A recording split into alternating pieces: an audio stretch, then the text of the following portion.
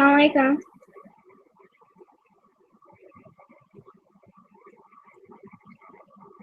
Assalamualaikum. Can you hear me?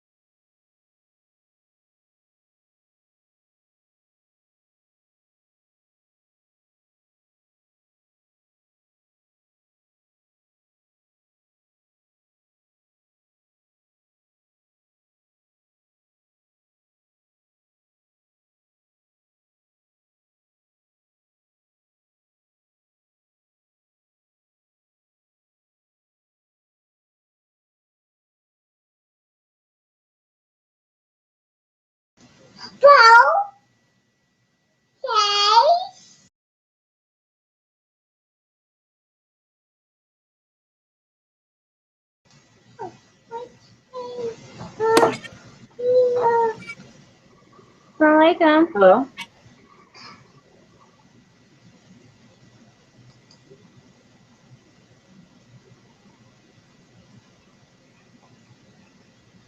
Assalamualaikum. Hey, Daddy. Hey, how are you?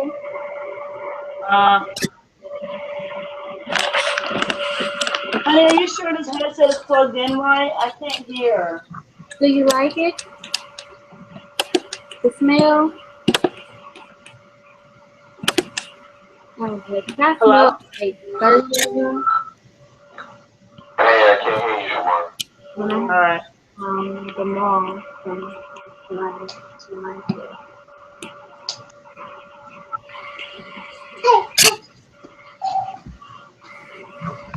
Oh, I ordered it online. I didn't order it from the store and then have to package it up and then send it. So that was, yeah, it's gonna be too much. Yeah.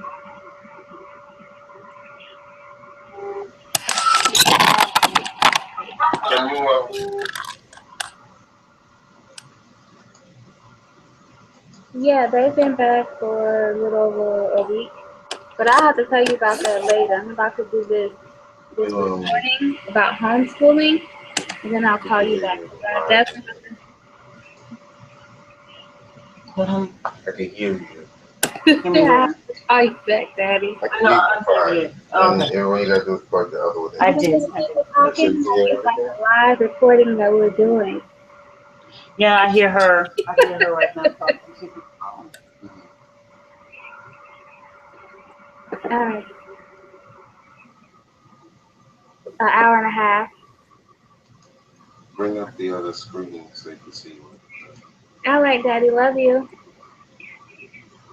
Oh, No, because I've already sent it out on Facebook and all of that. You want to log out of it and start it over? I'm going to disconnect the cam, but I might have to. I went into here somewhere and did image adjustment. In case you have to call me or something. Mm-hmm. You know how to switch it up. Mm-hmm. I'll just use my mic. It's a delay. What's a delay? It's a delay. Like I can go in there and then see me look how to do it. I'm trying to look and see how you give over controls to the control. But I haven't found it.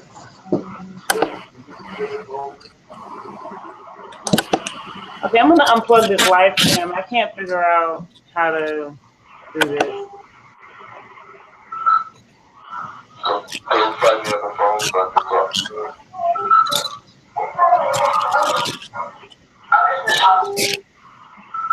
Hey, can you hear me in here? Like I can go in.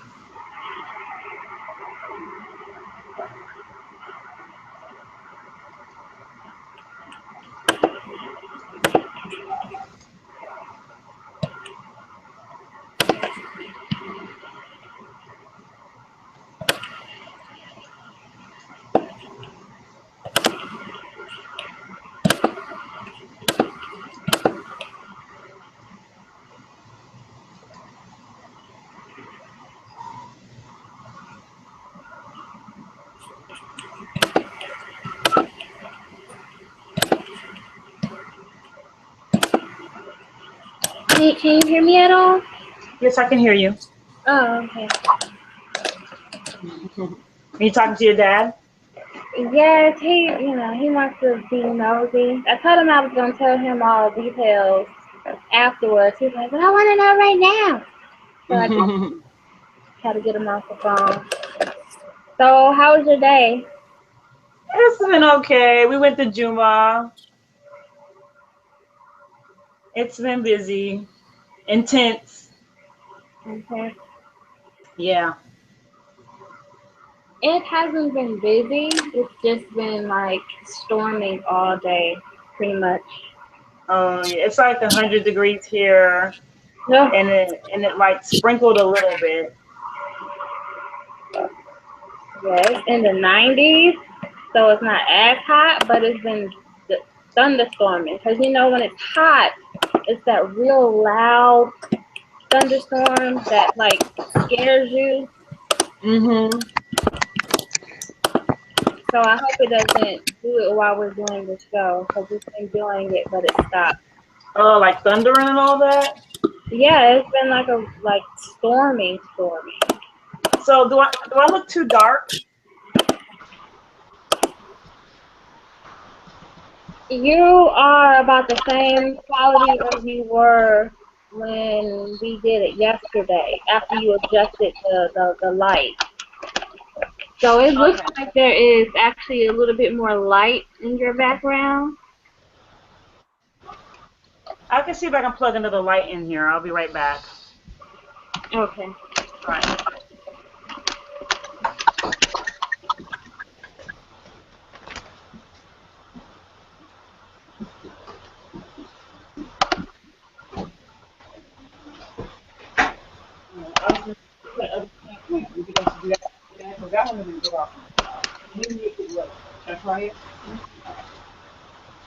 Okay, right. With the tape?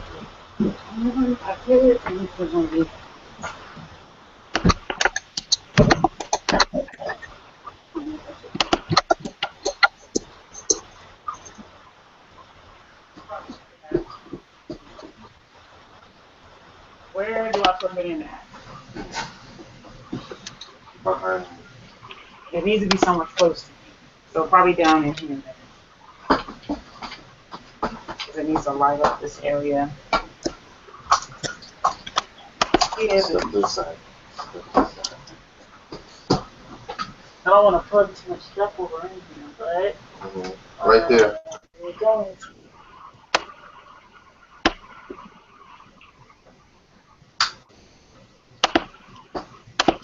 That's more light. Yep, that's perfect. I look very light now, right? Yeah, it is very bright. That better? Hi. That better? Love those. Hi. Okay. I don't see where I can type it all. Oh, honey, these controls right. See, mama, right here. That's the chat. Okay. Right here it says I can mute her, I can eject her. Mm-hmm. It's echoing too much. The mic. I didn't have trouble with it. Okay then. Should I mute you? Yes. Okay. Can you hear me okay? I can hear you, but When I it go back in there, was echoing a little bit. when I go back in there, unmute me so I can mute it myself. Okay. So I can All right, fine. Am I echoing now? Yeah, I just muted his mic from my end. That still sound echoey to you? No. Oh, okay. All right. It's loud and clear. All right. I'm about to unmute him, and then he's going to mute himself on his own end. Go to the bathroom. I am after I unmute you. Okay, I'll be back. I'm going to the bathroom. Okay, do you think I need to have my headphones on, or you hear me just perfectly fine? I hear you perfectly fine. Okay.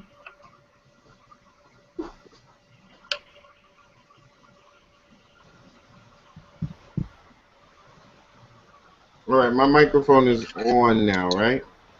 I think so. I'm muting it now. Okay. Yeah, because I'm sounding echoey.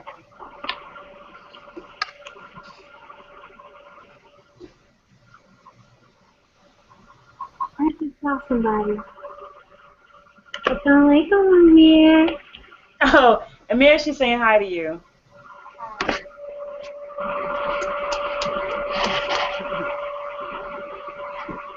Okay, I'm going to the bathroom. I'll be back. Okay. Okay. Well, you can sit here. Okay, can I have that? Hi. Hi, Assalamualaikum. How are you doing today, Amir? Stand up so you can see yourself. Good. You doing good? Look at here. Okay. Okay, put it on. See yourself there? Yeah. Look, so you gotta be looking at this square, baby. This right here on the screen. See this? Hmm? Yeah, there you are. See? Hi. Hi. Doing? I'm doing great. How was your day? Yeah, good. It was good. It was a busy day. Super busy day. And I did school. Homeschool. I did school. Homeschool. You did homeschool today? That is awesome. I did really super good. You did super, super good. We did homeschool today, too. Huh? I know how to read. I know how to read my story. I don't know how to read a big rule. I don't know how to be. I don't know how to do a big thing. A big story bit. Beautiful boy. Hmm? I said you're such a smart and beautiful boy. Oh, yeah. Well, I know some things. You know something? I know things, some things. I bet you know a lot of things.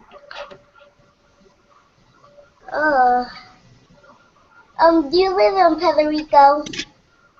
Well, I'm not in Puerto Rico right now, but I'll be going soon.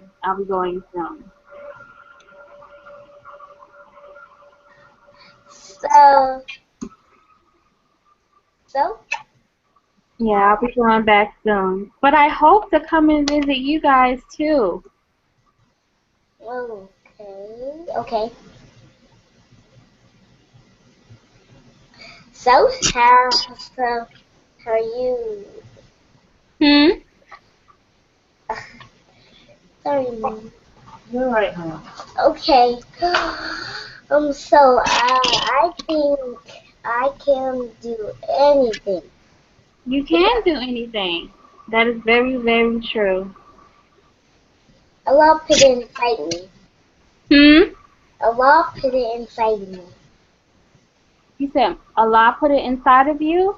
Yeah. Alhamdulillah. That is right. And you must give the praises for that. How do you know about Allah? Okay. And you're like here. From her box here. Hide from block that doesn't profile. I want you to give control. Where'd you see that at? It says 0 viewers.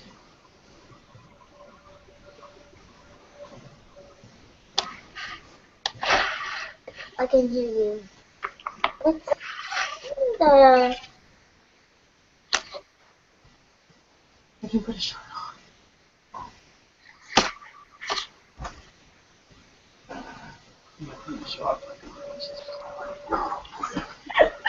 But it said to right click.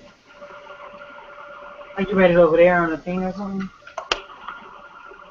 It's different. Oh, when you click on that left hand corner, that menu, I think one of those says give control maybe?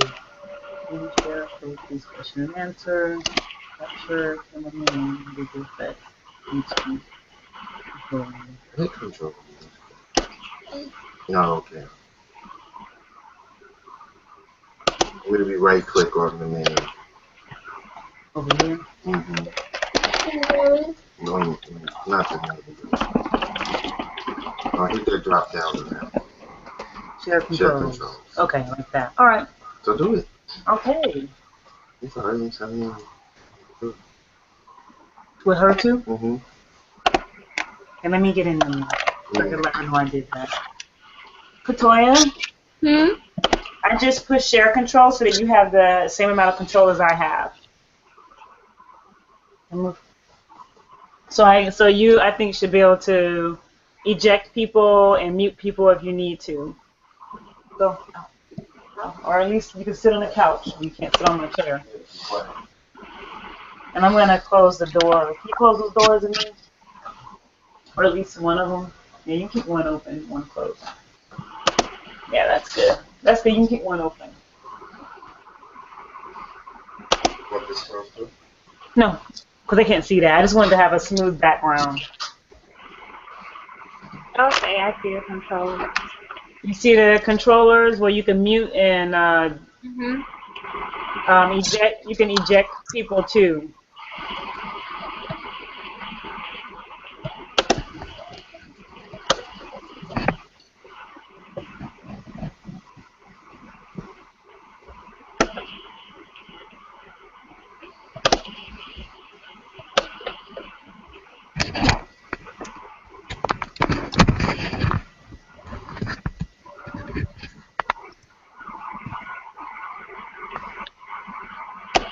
No, I like the bed over here. It's a better bed.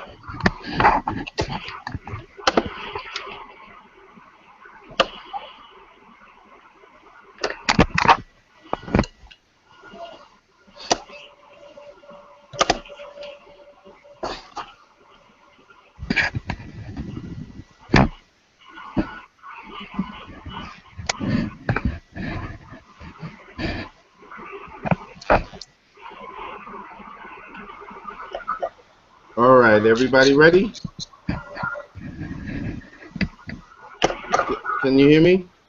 Yes. All right. You remember the chat room is on the side there. You can click that anytime you need to. And there's a question and answer. I don't know what you call it, an app on the side, on the left-hand side. And I guess people can ask questions live that way. Oh, it looks like you have to enable the feature on your end, Shemora. It just dropped. Did you see that? Yeah. I see you there. It dropped me for a minute. I don't know why. Did you eject me? Not me. No. Funny.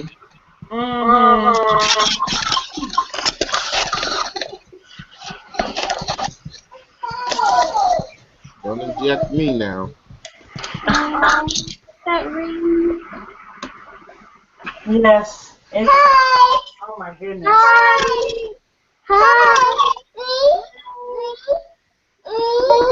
All right, we got 10 minutes. I'm gonna go to Facebook and start like inviting people again. I don't know why the skin is like flickering like crazy.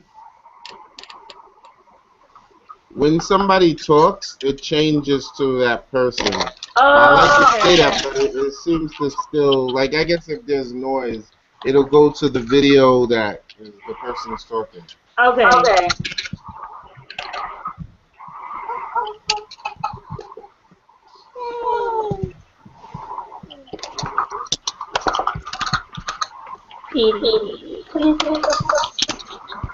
If you have any videos that you want to show, you can pull them up, and when the time comes, you can share the screen and play like a commercial for your Etsy shop, or you know, or any video you have, Shemora.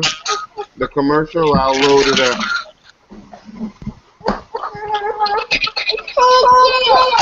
I don't know how to create a commercial, but I would love to have a commercial. We should definitely have some type of intro with the things that we do. Right. So you want to just explain, you know, I guess something that you have? I know we have like a minute commercial or something like that. We have a video already put together. We do? Yes, the reading challenge. And the commercial for the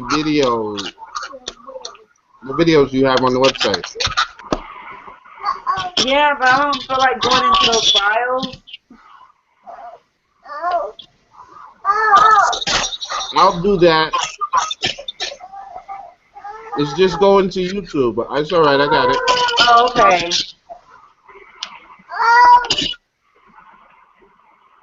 Yeah, they are on YouTube.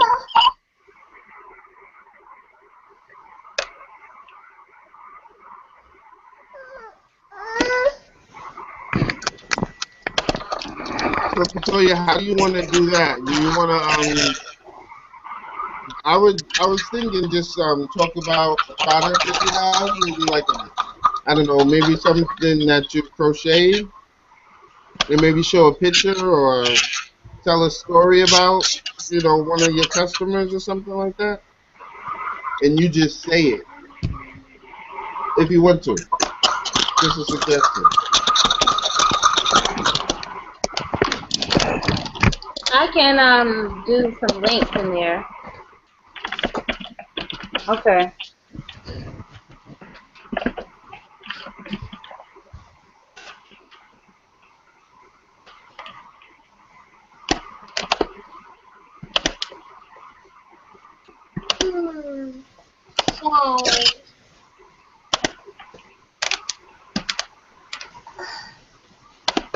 She is going to be such a movie star.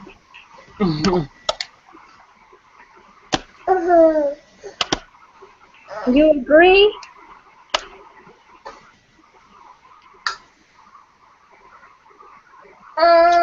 She has Play-Doh.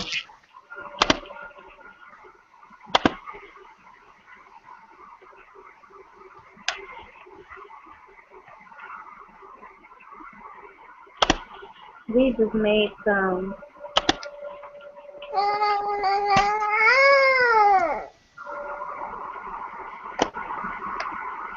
Okay, I am looking for our link again so that I can remind people and invite them back on. All right, I'll put up a link on my Facebook too. Uh-oh.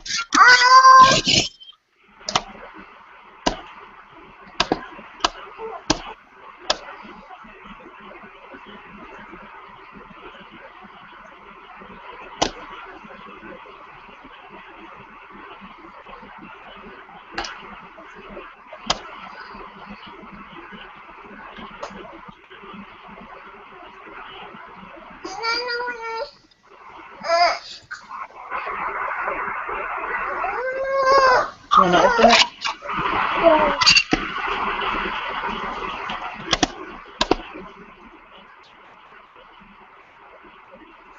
Come on, I'm ready to take me so long for you to load.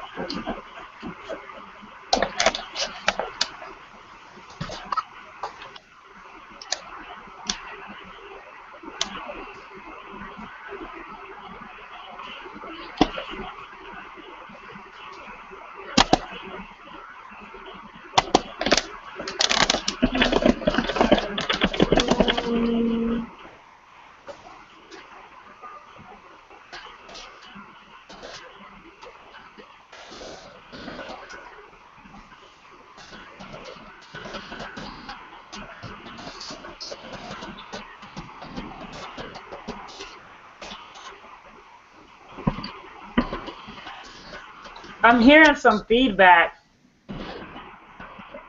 You hear that too? Maybe it's my voice. Your what? I said maybe it's my voice. I don't know. Oh, no, it sounds like scrubbing, kind of like the scrubbing noise. No. Oh, No. okay. When I talk, it stops. Okay, I have headphones just in case. Well, you're fine. You're fine. I'm still muted. We can try muting the lines one by one to see where that noise is coming from. Okay.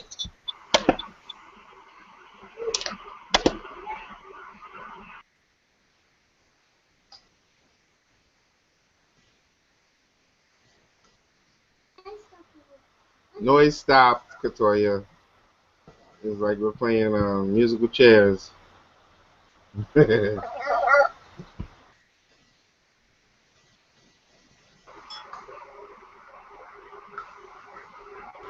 You're back in, maybe it's the fan on your computer or laptop or something?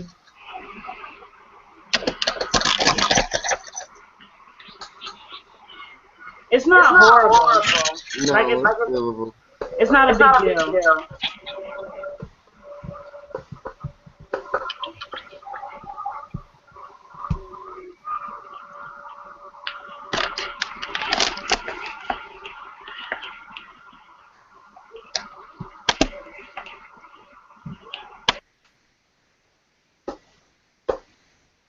All right, I'm going to try to screen share.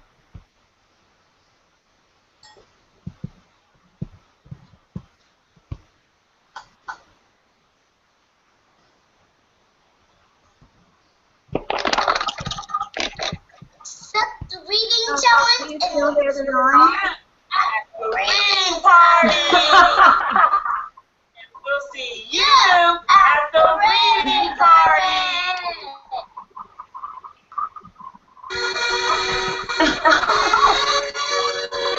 You see it? You see it?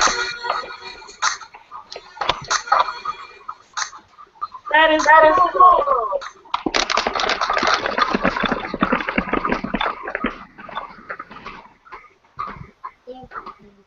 Okay, Katoyia, what did you say?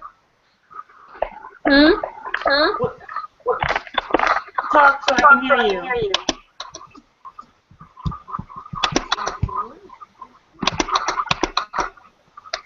I was asking was the noise still there? Oh, I actually kind of heard some echo.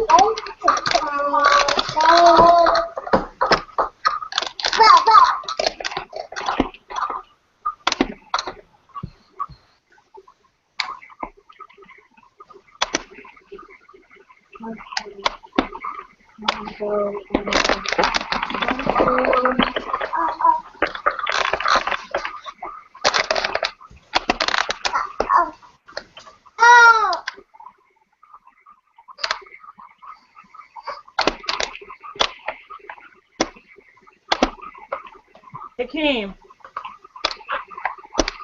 can you mute your mic? I did it already. Oh, I can hear you typing or something. That's fingers over there. Who? Amir? No, that's Katoyia, man. Oh, No, I'm not typing. oh, she's typing? I'm scrolling right now. I don't know what that noise is. It's not coming from over here. Huh. Oh, well. Glad I don't have a camera. Maybe it's a lag or something.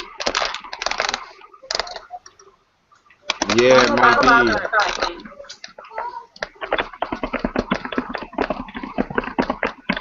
Katoyia, do you have water to drink?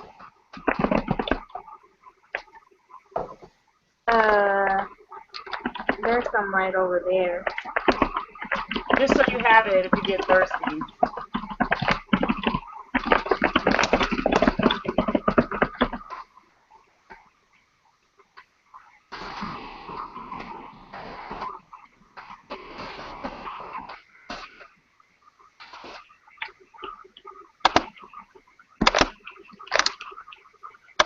All right, I guess we're live, huh, guys? Should we start? Okay, so I'm going to post it in one more homeschooling group really quickly. Oh, yeah, let me do that, too. Oh, my gosh, I'm zoning. Okay, so this is just the last one I'm going to post it in. so that I can just let people know we're live right now.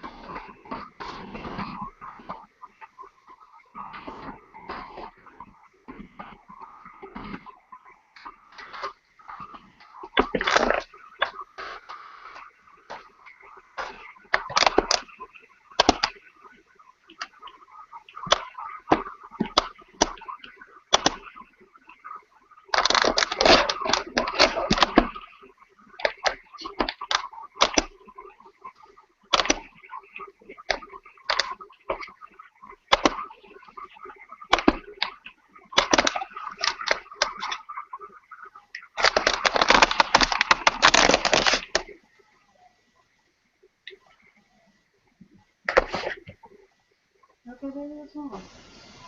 I'm thinking not. I'm thinking not to picture. Oh, honey, it's okay. Come here. So get your text phones and have fun having some alone time, okay?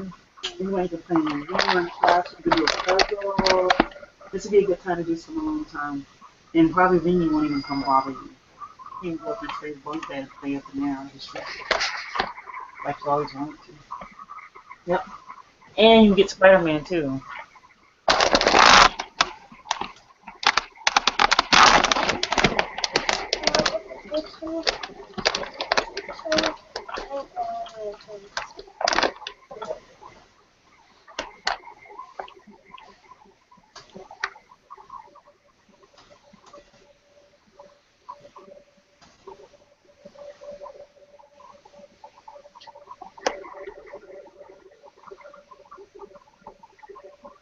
Alright, so I am supposed to go and okay.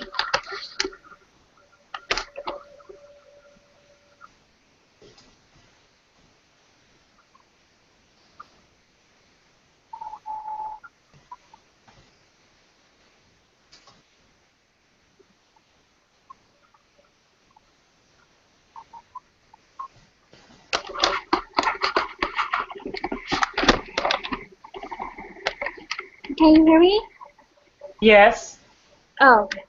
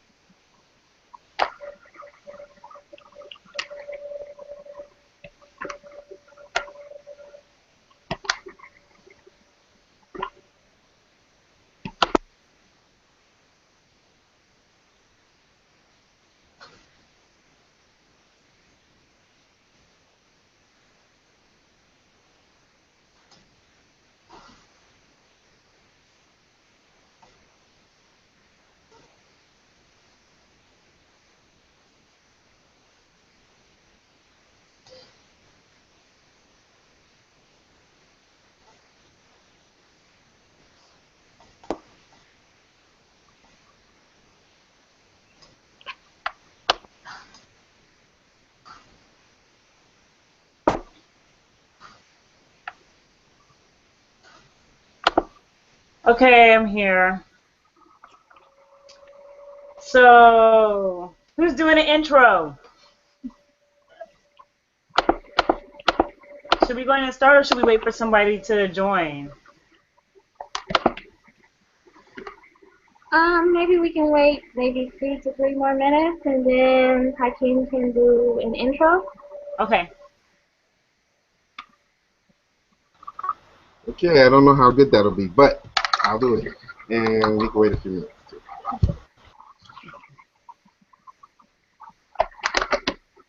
So I got the water now. Good.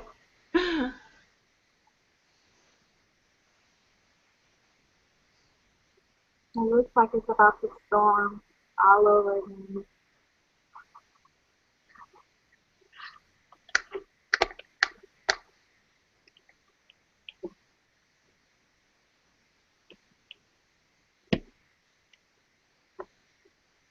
I made my earrings. I don't know if you can see them with this headset on. I see them. I really like those eyes, though. That's what I was saying earlier. The what? The eyes. Oh, thank you. I like yours too. Thank you. I see you got your eyeliner, your lip gloss popping. Yeah, I got on lip gloss, a little squeeze tube. Mm. You know, it's like $1 at the pharmacy, basically. Wow. I'm a lip gloss fanatic. Yeah, I'm not really into like lipstick and all that stuff. I don't know. It's like that phase skipped me. I don't know. Yeah, I don't do blush or lipstick either. I just do eyes. It's probably because it's my favorite feature. Yeah, you have nice eyes. Yeah. Almondy eyes. They're my dad's. I don't know if any of my children got them. Amir is like your twin. But his eyes are definitely more round. They're more round, but they're still sort of thick like yours. Probably as he gets older, they'll get more slanted. Oh, my little girl's crying. Here she comes. Oh. What happened, baby? Did brother do that? Yeah. He did. Oh no! Tell puppy. Here, puppy. Tell puppy. Can I have puppy? No, I can't have puppy. Oh, I want to introduce puppy to the world. Yeah. Puppy is so fancy. Yeah, she's okay. She has puppy now. No.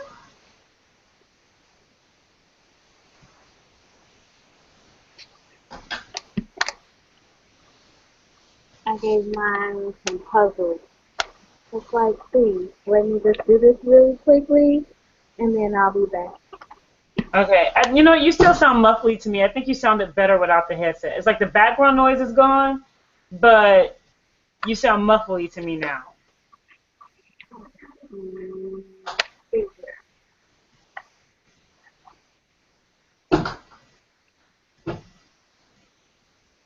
Okay, how do I sound now? Yeah, that's clear. Okay, yeah, it was the volume. That's a nice headset. Huh? That's a nice headset. Oh, it's what I use for work basically. I just got mine from Walmart. It was $15.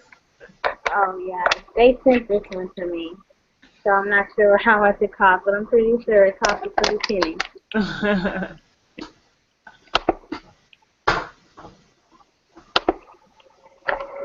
Oh, be careful, honey.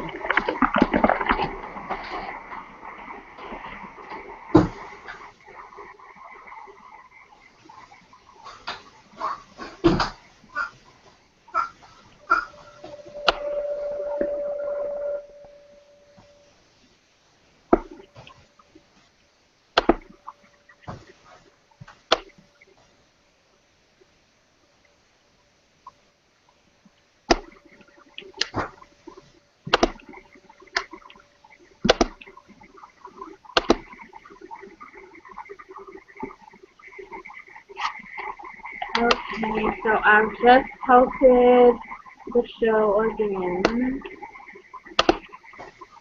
Right.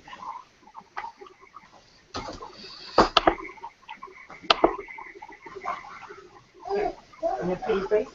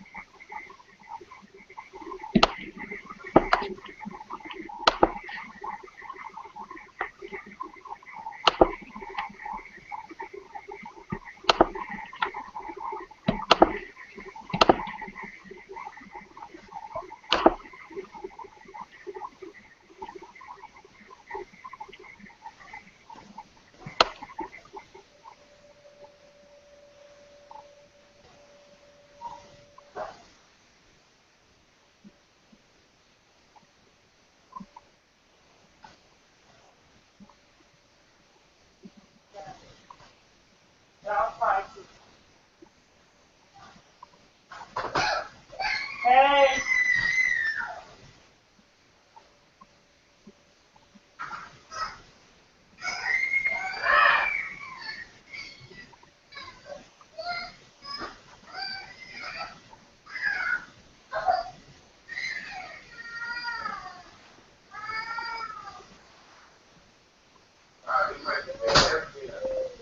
Yeah,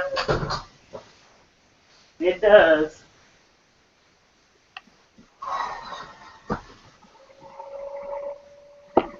I guess I'm going to try and figure out how I can record this on YouTube. Okay. I see the thing that says live now.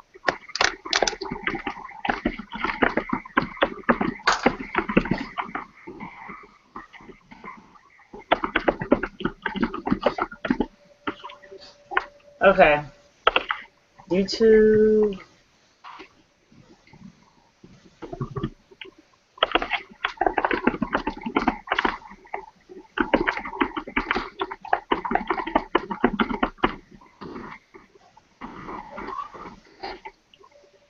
Okay, this is if I want to share stuff on YouTube, I guess.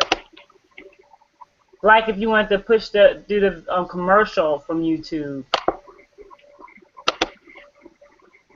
Do you see the YouTube? Did it pop up on your end, Katoyia, when I did that? No, I don't see what you see. I just see you. Oh, okay. We're on YouTube right now. Okay, I'm gonna see if I can put some add videos. This live.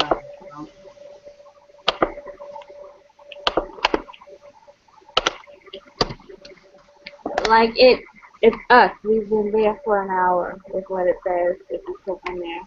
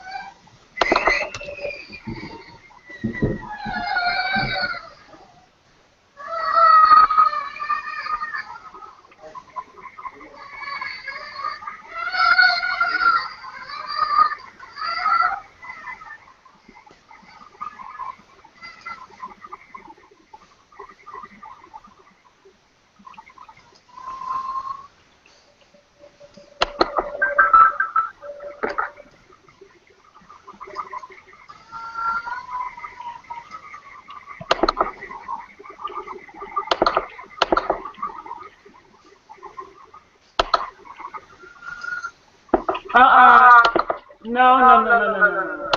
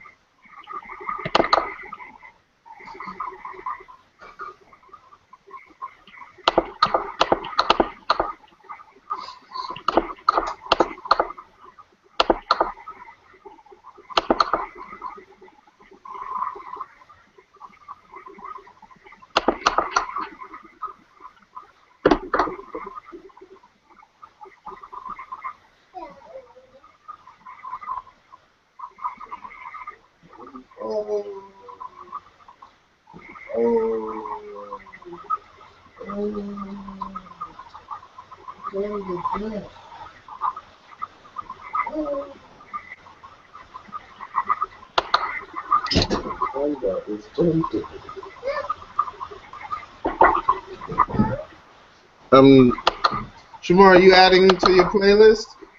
That's what I'm trying to do, but it's not working. I think I have it. Okay, so it's not gonna let me. I don't know, maybe.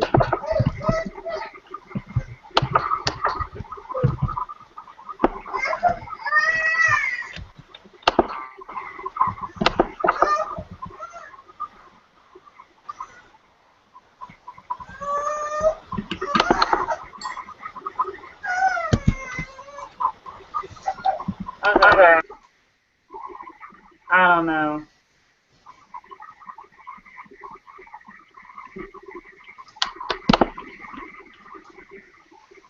Alright, I'm just trying to figure out how to do the record thing. It looks different than yesterday. That's what I was trying to say, that it's right now live on YouTube. There's nothing to do. If you click on that link, you will see that everything so far is already on YouTube. Okay. Like there's a slight pause in there. Automatically on YouTube. Yeah, and this will just put a list of videos you want to play. Okay, I'm closing out of this. Yeah. How do I get back to my regular screen now? Okay, there we go. I got it. Okay, Akeem, you can do our intro? Okay. All right, we're gonna start our intro. Yes.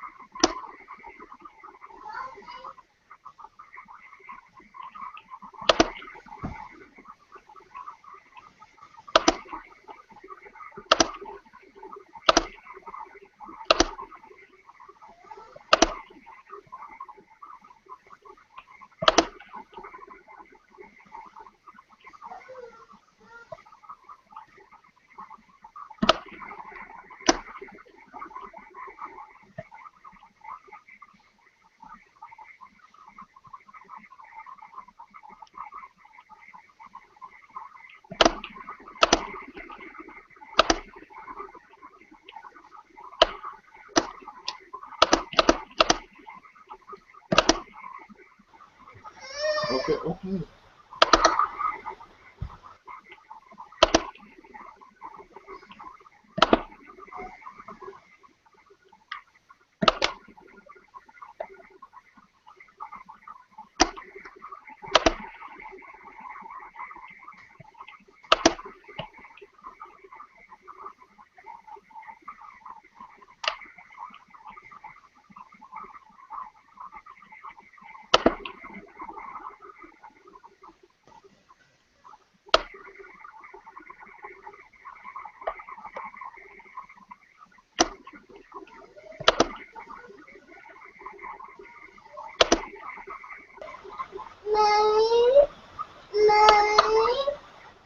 Yes, that is mine. Okay, we're going to get started.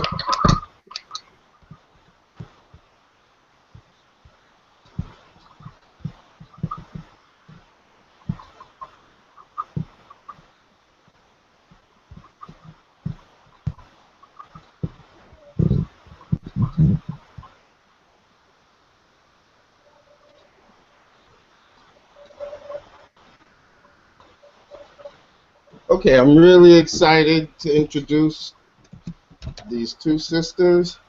This is the learning curves. I guess you can say talk with Katoyia Bellamy of beingmamadot.com and Shemora Sheikh of morrisrights.com. Now, these two sisters are teaming up to discuss homeschooling and a host of other topics that, whether you know it or not, they kind of lend themselves right to the homeschooling scheme.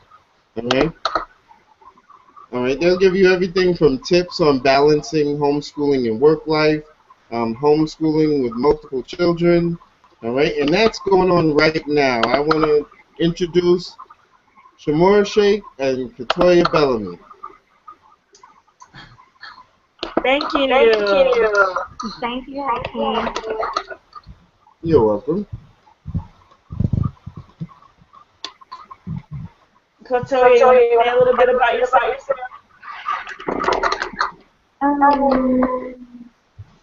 Sure. Okay. So about me, my name is Katoyia, and I am a homeschooling mom of 3, and I also work at home.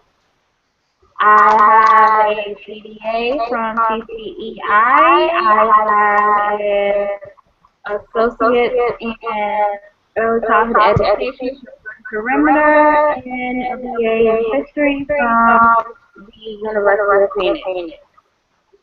I have taught in various different programs, including the Carlisle Montessori School here in Atlanta. I've taught at the Yeshiva School, and I've also taught with the children of the La Amistad program, which is the ESOL program for Spanish native speakers.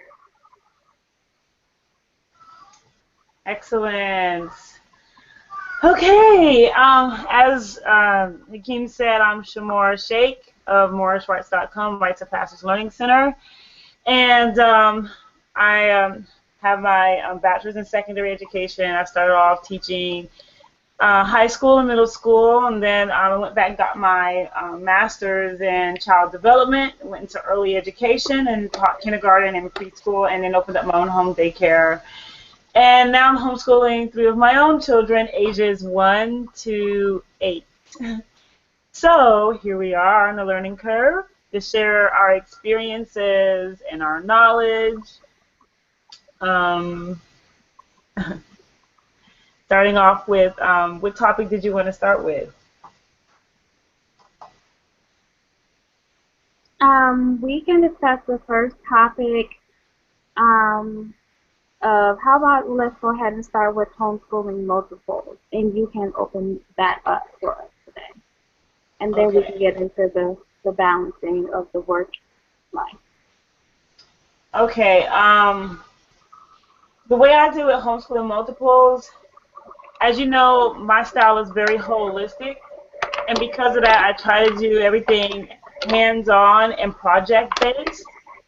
So when you're doing everything as a project, it meets many different levels all at one time. For example, if I decide I want to do a unit on recycling and learning about metals and different types of plastics, we would, look at that under the microscope, conduct tests with magnets, visit a recycling plant, and this is things you could do with a 1-year-old up to an 8-year-old. And then of course there are some things that will be specific to my 8-year-old and to my 5-year-old, but not for my 1-year-old. Like I would have my 5-year-old and my 8-year-old draw a picture and write a story or write paper about metals or ferrous versus non-ferrous, and I would have them write a story and then have a picture to go with that story, and then also write a series of questions that they want to ask, and then follow through with experimenting with those questions and then finding the answers to them. Whereas for the 1-year-old, I wouldn't have her do that, obviously. But if she wants to act like she's doing that, which chances are she will, I'll give her a piece of paper and a pencil and let her scribble whatever she wants and let her know that, yes, that is, her contribution. So it's really easy when you're doing project-based to incorporate the different age levels. And of course, I really believe in individualizing the curriculum. All three of my children all have different learning styles, so in different intelligences. So, for example, my oldest is really musically inclined, whereas my 5-year-old is he is very literary and very kinesthetic at the same time. So I have to appeal to them in different ways, and I will make sure that whatever topic I'm introducing, I introduce it according to all of their style. I'll take turns doing it. Basically, I'll do all their styles. That way, they're being challenged, but then they're also getting it in a way that they're that's easiest for them to process. So I think really taking inventory when you're first starting and taking inventory, knowing what is my child's intelligences, what are their strong ones, what are their weak ones, what are my strong and weak ones, and also saying, what are theirs, and knowing that if you teach to that, you're pretty much going to meet them at their level. It's not so much about, what grade they're in or what age they are as it is what is their learning style.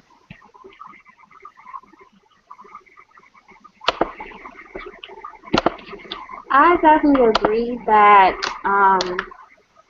for teaching, you definitely have to start at the specific level that the child learns at. I think that all learning should be child-centered. Like, it should be geared toward the way that the child learns and understands, so that whatever material you're trying to get across to them will actually stick with them. I do personally like to use unit studies because unit studies focuses on a particular topic. And then from that topic, you can break it down into the various subjects that you want to teach. And it's easier for me to teach my 3 at one time using that approach, because I have a 5-year-old, I have a 7-year-old, and I have a 9-year-old. So say we might do a unit study, I don't know, per se, as you were saying, on rocks or something like that. I'll have each one have a different particular step that they are going to be in control of as far as how our experiment is going to go. For instance, when we actually did an experiment about sedentary rocks, one person was in charge of collecting the samples, one was in charge of manipulating the samples, and then we had our recorder. And each of those activities are pretty much geared to the level that they're able to understand everything, and everyone has a job, so everyone is actually involved in learning. My oldest son had to do an essay on the topic. My middle son drew like a graphing measure. And then, of course, my baby, his is a little bit more simpler, so he's focusing more so on understanding the actual vocabulary and the terms that are being used within this environment that we've created. I think that in a homeschool environment, teaching children at various ages and various grade levels is a lot easier just because it's more family-centered. And you're able to approach learning from that perspective. Yes, absolutely. Another thing I do is I will have my 8-year-old help my 5-year-old with a more difficult task that I know he's mastered because he has more experience, and vice versa. There's some things that my 5-year-old might be better at, and I'll have him. I really like to put them in a teaching role, especially with my 5-year-old, because he's an Aries. He likes to be in control. So it really makes him feel good to be able to help somebody with something, and it also teaches him, the spirit of giving and, sharing. Not that I'm because he easily can be very competitive, but I try to really teach to create a cooperative type environment, and for him to learn, like, it's not about beating the other person. It's not a competition. It's not a race. This is about pulling each other up and helping each other. And if you all reach that goal and can get your reading speed up or get this vocabulary down, then it's a win for everybody. And that's the real win, not. So I will have them, like, basically a way of approaching the different levels you know, a lot of times children learn a lot better from other children than they learn from adults. I absolutely agree. I have my 9-year-old also in a role of helping his younger siblings.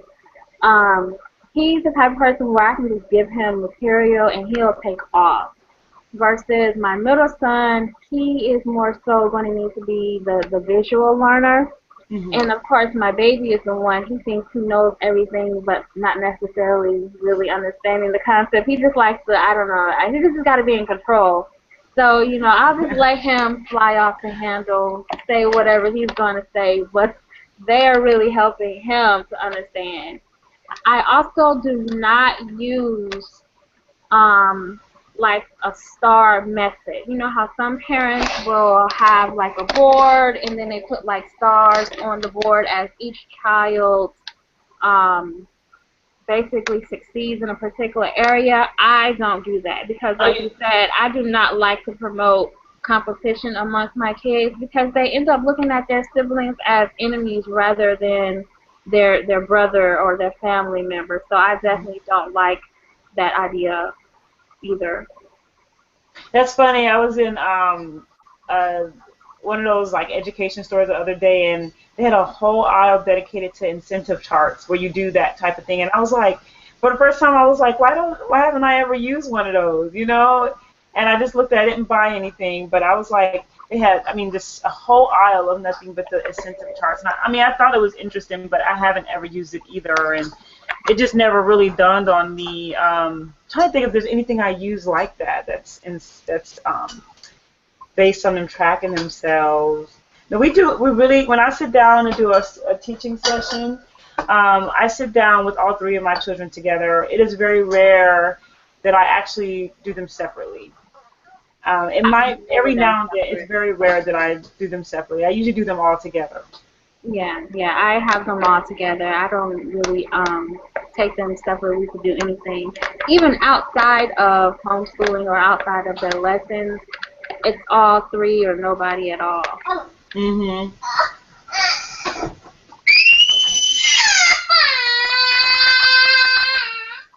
Oh, man.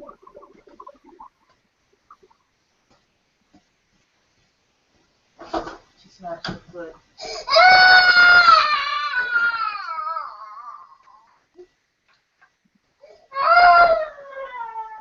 Dad is on the job.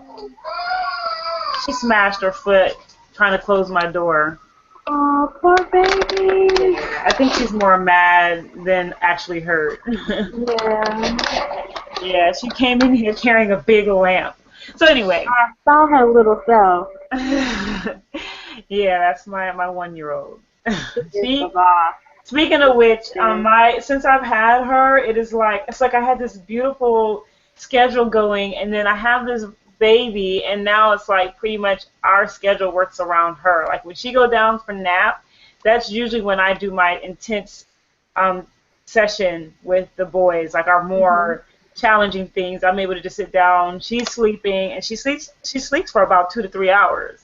So I use that complete time to go through their lessons with them. And then there is other stuff that I'm okay with her being part of that I'll do later in the day when she's up, or earlier in the morning when she's up. I'll incorporate her in that.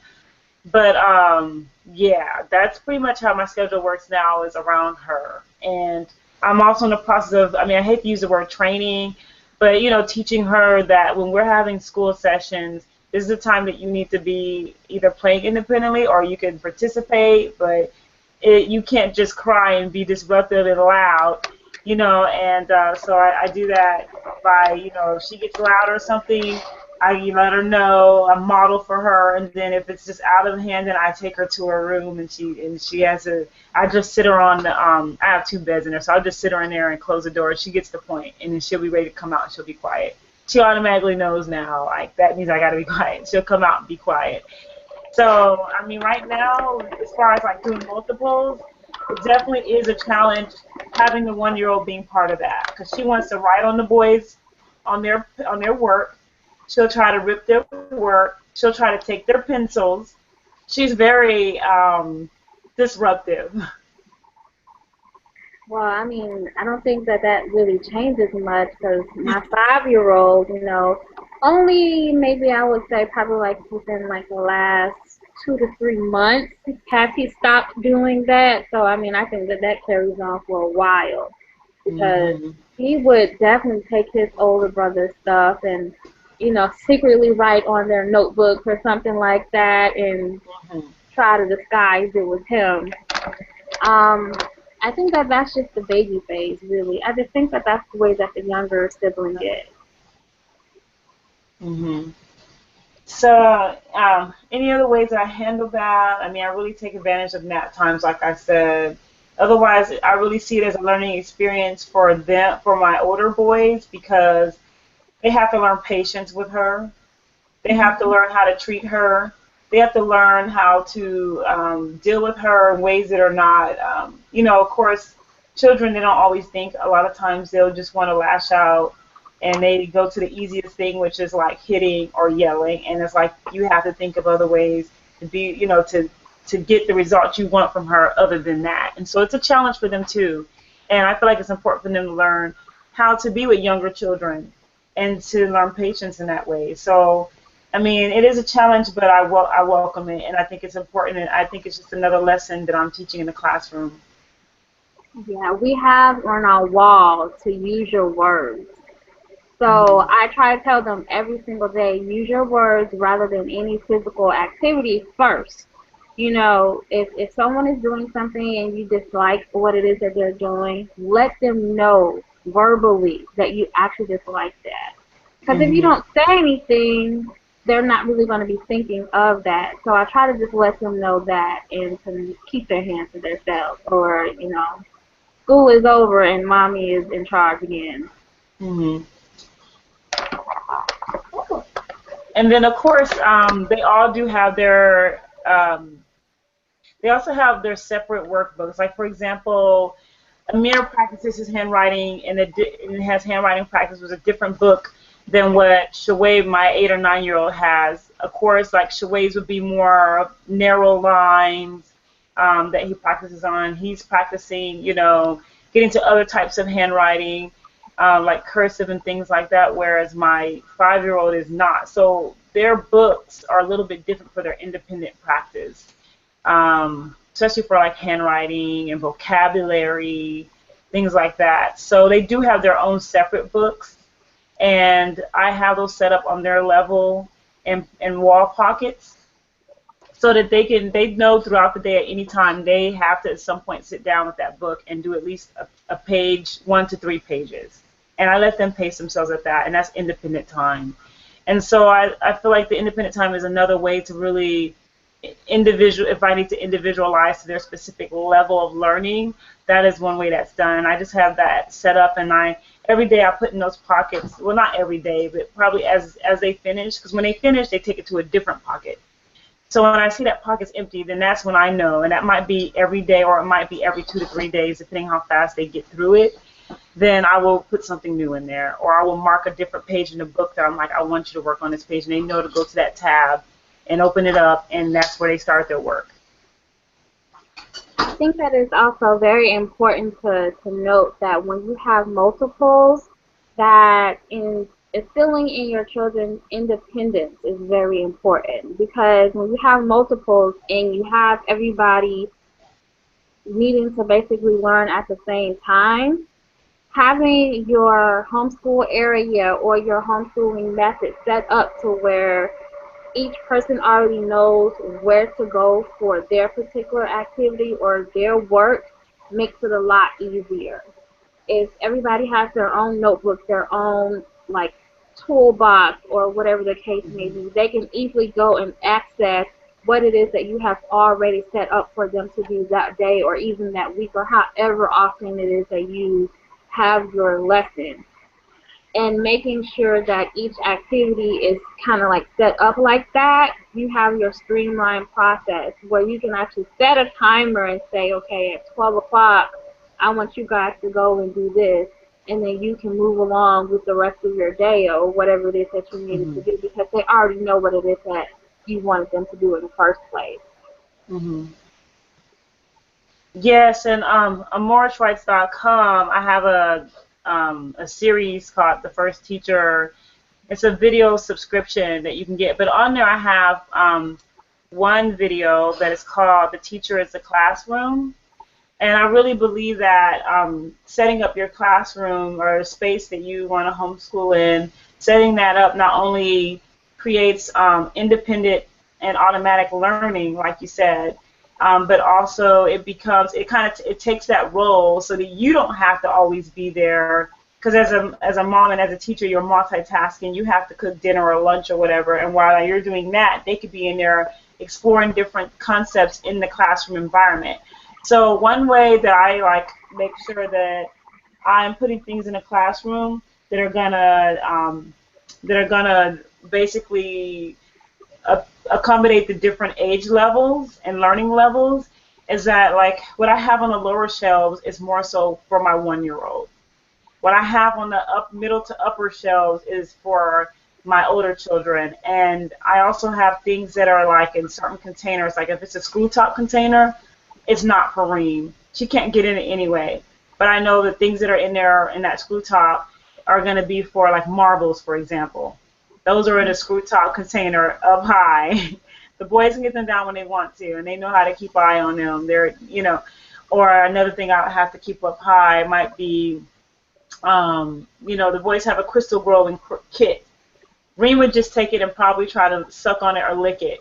So that's something that stays up high that they could check on every day, see how it's growing, and touch it, and then put it back or whatever. Or take notes on it in their notebook, and then draw a picture of how it's changed, and then put it back up on the shelf. So I definitely have my classroom arranged to accommodate those different levels. And I talk about that even more further on my First Teacher video series on MorrisRights.com. Yes, I definitely think that is important, setting it up like that. We have shelving units as well, and they have drawers. So the drawers are sort of labeled accordingly for each person. And then, of course, at the table, they have their own space at the tables for all of their supplies. So they each, are able to go and use that. Because I don't have a small one, I don't have to, necessarily at this moment of time worry about keeping anything up high unless, a family member or something like that is over. But generally everything is pretty much at eyesight for the boys and for the other kids that come over to my house. Yes. So yeah, that's pretty much the biggest tips I would give, and that's the way I handle accommodating the different learning levels between my 3 children and their learning styles. It's just in the way, like I said, how I set the classroom, doing project-based, doing hands-on activities, doing field studies, field trips. All that pretty much allows me to be able to reach those levels with them. And I also like to specifically ask my kids, what is it that you want to learn about this particular topic? And by inviting them into their learning experience, I get to know what it is that they want to know and what they're interested in, and then I can cater whatever my topic is according to how they feel or perceive things to be. So moving right along, balancing work and homeschooling. That's the hard part right there. That's the hard part. That's the ticket. I'm a mompreneur, as I like to say. I have my online business, Rights of Passions Learning Center on MorrisRights.com. I do all the graphics work for it. I have a store on there that I maintain, so I'm filling orders, on a weekly basis. And I also offer a lot of classes here out of my classroom here. So every week I have students, parents, and children coming for classes. So I am definitely balancing, even though I am a stay-at-home mom, I am definitely balancing work and homeschooling. And then my husband also has his own business as well, and so I am his secretary. I maintain all his databases and his website, and I take care of his clients too. So definitely balance. It is a challenge with balancing the homeschooling and the work. But the great thing is that, pretty much, the schooling sessions, really works around our family schedule. So it really works. You know, when I have my down, the thing about when you have your own business is that you have your up times that are really intense, and you have your down times where you're not as busy. So I really take advantage of those times when I'm not as busy. So we don't every day have a set schedule that we go by every single day. Um, it's more so probably like every other day that we really get at we have our intense sessions. And I don't break for summer school. Like, I don't break during the summer. I don't break for weekends. I homeschool pretty much anytime there's downtime. I'm homeschooling. And I use, even when I'm out doing running errands or going to appointments, I am using it as a learning opportunity for the children. I'm involving them in the transactions that I'm doing. And even when I'm filling orders, I involve them in, you know, putting the boxes together and writing, you know, getting the addresses set up, sent out in the mail and all of that. So pretty much homeschooling is kind of intertwined between our work, really. I just think that it's so amazing how our lives parallel on so many different levels. You know, just like you, I'm a mompreneur, and then there's my phone. That's my dad again. I'm telling you, I know it's my dad. But just like you know, I'm a mompreneur, and then I have my website, beingmamadoc.com, and I also have a little mini store on there, and I sell things. And so when I'm making products that I'm selling, I have my boys, you know, right there helping me packaging stuff up, putting them in envelopes, and then mailing them out. And then they go with me to the post office so that I can mail stuff off. You know, I also have them helping me, like, organize papers and stuff like that, as far as when I have work that I'm getting together for other children that I might be teaching or something like that. I have them helping me organize the papers and stuff. So I try to just involve them as much as I can, not just for the learning experience, but, you know, I know that I sort of need them the same amount that they need that experience as well. You know, for me, homeschooling and the mompreneurship just go together so much because it is here just me. So I have to do whatever it is that I have to do to make sure it works. I don't want my children in the public school system because that's just not where I feel like I want their education to come from. So I really have to work hard to make sure that I do just that. And that has involved me taking care of other children at the same time that I'm taking care of mine. When looking at it in retrospect, I think that that makes it a lot easier for me, not only because am I teaching my children and I'm teaching other children at the same time, but my children are getting the necessary, you know, interactions with other children. Absolutely. Sometimes I'm not able to really personalize the attention for my kids the way that I necessarily want to. But, you know, when we have those moments when we are alone, I definitely take advantage of those. And I perfect a lesson around that. We also have, you know, like our family movie nights and stuff like that. So we definitely spend a lot of time together. But outside of work, I take advantage of those moments to make them understand and know that I love them and they're special to me, and, you know, teach them whatever it is that I can teach them in that downtime. Absolutely. In fact, one of the ways that if I want to be consistent in, like, teaching my 1-year-old baby sign language and increasing the boys' sign language skills as well, I start a class. And so I have this class every week, and I know as long as, because if I don't do the class, if I don't commit to a class, I don't think that I'll be as consistent in it as I am when I set up a class and I know other people are depending on me. So that's almost in a way how I, like, keep a check and balance, how I police myself. And that's why I really do, like you said, offering the classes is such a bonus as far as balancing, because you're working, but you're also ensuring that your child gets that education and the socialization with their peers. And I know for me that's definitely a concern because I do have a son that is on a spectrum for autism. So I make sure to go out of my way that I'm connecting him up with people, that he's involved, that he's being socially exposed, and that I'm putting him in situations where he has to, interact and talk and speak up for himself. And, we're definitely not isolated. I can't afford to do that, just because I need to work, he needs to work on that, and he's doing great with it. And also, my 5-year-old is extremely social, and he loves being, like, performing and being on the stage. So it's like I have to, feed his need for that, plus feed my other son's need for, for learning social skills.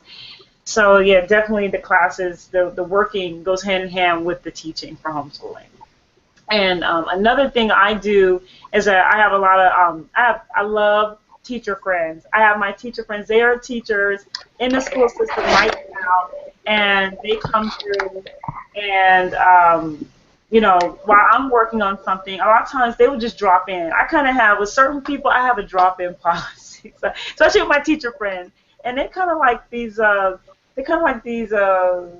casual tutors that I have, because they'll come in and they see that what lesson I have up on the board for the day or whatever, and they will take over and do that with my children while I go and take care of myself or run an errand or, go and, get back to a customer and send an email out, get an email ready. So they come in. I've also throughout in the past, I've had tutors come in. I have a music teacher. I have, let's see, what else have I had? Just a regular tutor.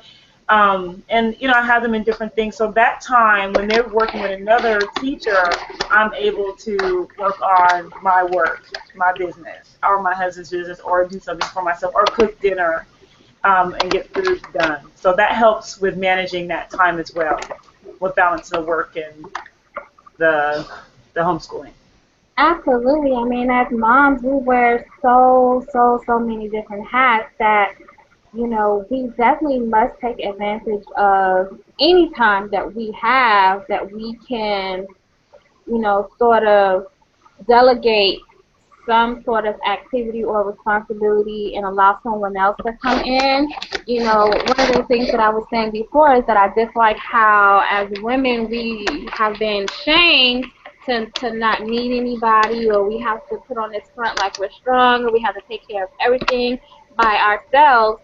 But there are so many different resources that are available to us, and we definitely should take advantage of every single resource or every person that we're able to use, and make it a collective effort to educate our children. Because the truth is, sometimes information can be a lot easier for them to understand when it comes from somebody else, when it's taught in a different perspective. So being open-minded and also being confident in yourself to just know that it is okay to allow someone else to come in and show your children different areas. And especially if you don't know or you're not real well versed in that area, I think it's okay. Like, I'm not that great at art. Like, I'm not the best drawer in the world. So having someone come in and, show my kids how to use Photoshop on a computer and develop and make their own comic books, I just think that that's awesome. Resource right there. Mm-hmm. And another thing that I love about my teacher friends that I discussed before is that they, a lot of times the schools, when they get rid of like a lot of their supplies and stuff, they bring that to me. So I am able to, they provide so much school supplies for Rites of Passage Learning Center, because it benefits, everybody uses it who comes through for the classes, and my own children use it. So, I just have this abundance of just books and, whether it's markers or colored pencils or glue, they are really good at, looking out for me. And also when there's like thrift stores, a lot of times thrift stores are great for getting supplies and, keeping your classroom well supplied on a shoestring budget. Yeah, a shoestring budget. That's funny, that terminology. But I definitely agree. The schools throw away so much stuff, and it's ridiculous. Like, parents and grant money, I mean, all this going down into the toilet. So I actually take advantage of my local school here going on the last like week Yes, of definitely school, do. and then just go in and grab a couple of materials as well. And then of course at the very first day of school, teachers also come back and they're getting rid of stuff in their classroom to make room for all the supplies that parents are bringing in. So that's also a good time to go and get a lot of different materials that can be used, secondhand. I also take advantage of the no tax holidays here in Atlanta. So for like an entire weekend, there's no tax on any school supplies, computers, crayons, notebooks, whatever it is that you're looking for, there's no tax on it. So I take advantage of that, and I also stock up on supplies that we may need throughout the year at basically a fraction of the cost.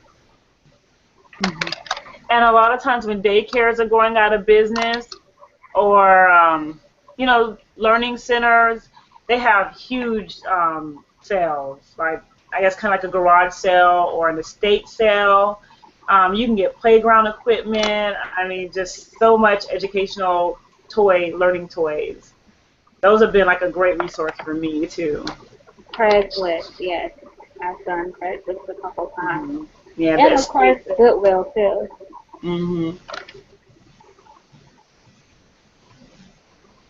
Ooh.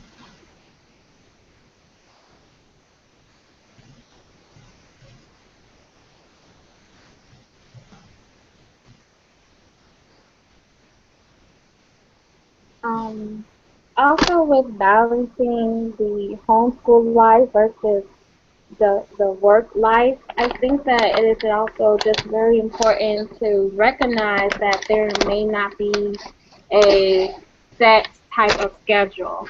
That work can be on the fly just like homeschooling can be on the fly. So you just have to basically wake up each day and be open to wherever each one of those things will take you. Yes, absolutely. Do not beat yourself up about not keeping to a schedule. I know a lot of people go into homeschooling with the ideal of imitating school, a school schedule, or what goes on in the schools in like public school or what we traditionally or conventionally know as school. And I say to that, like, don't do it. In fact, it could be like your worst nightmare. I don't keep to a schedule, as I said before. We probably do every other day.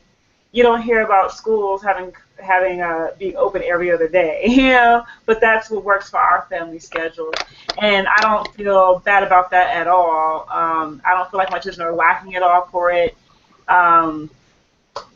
It's just what works. So yeah, don't beat yourself up. We probably start because I'm a huge breakfast person, and we like to all sit down and have breakfast together.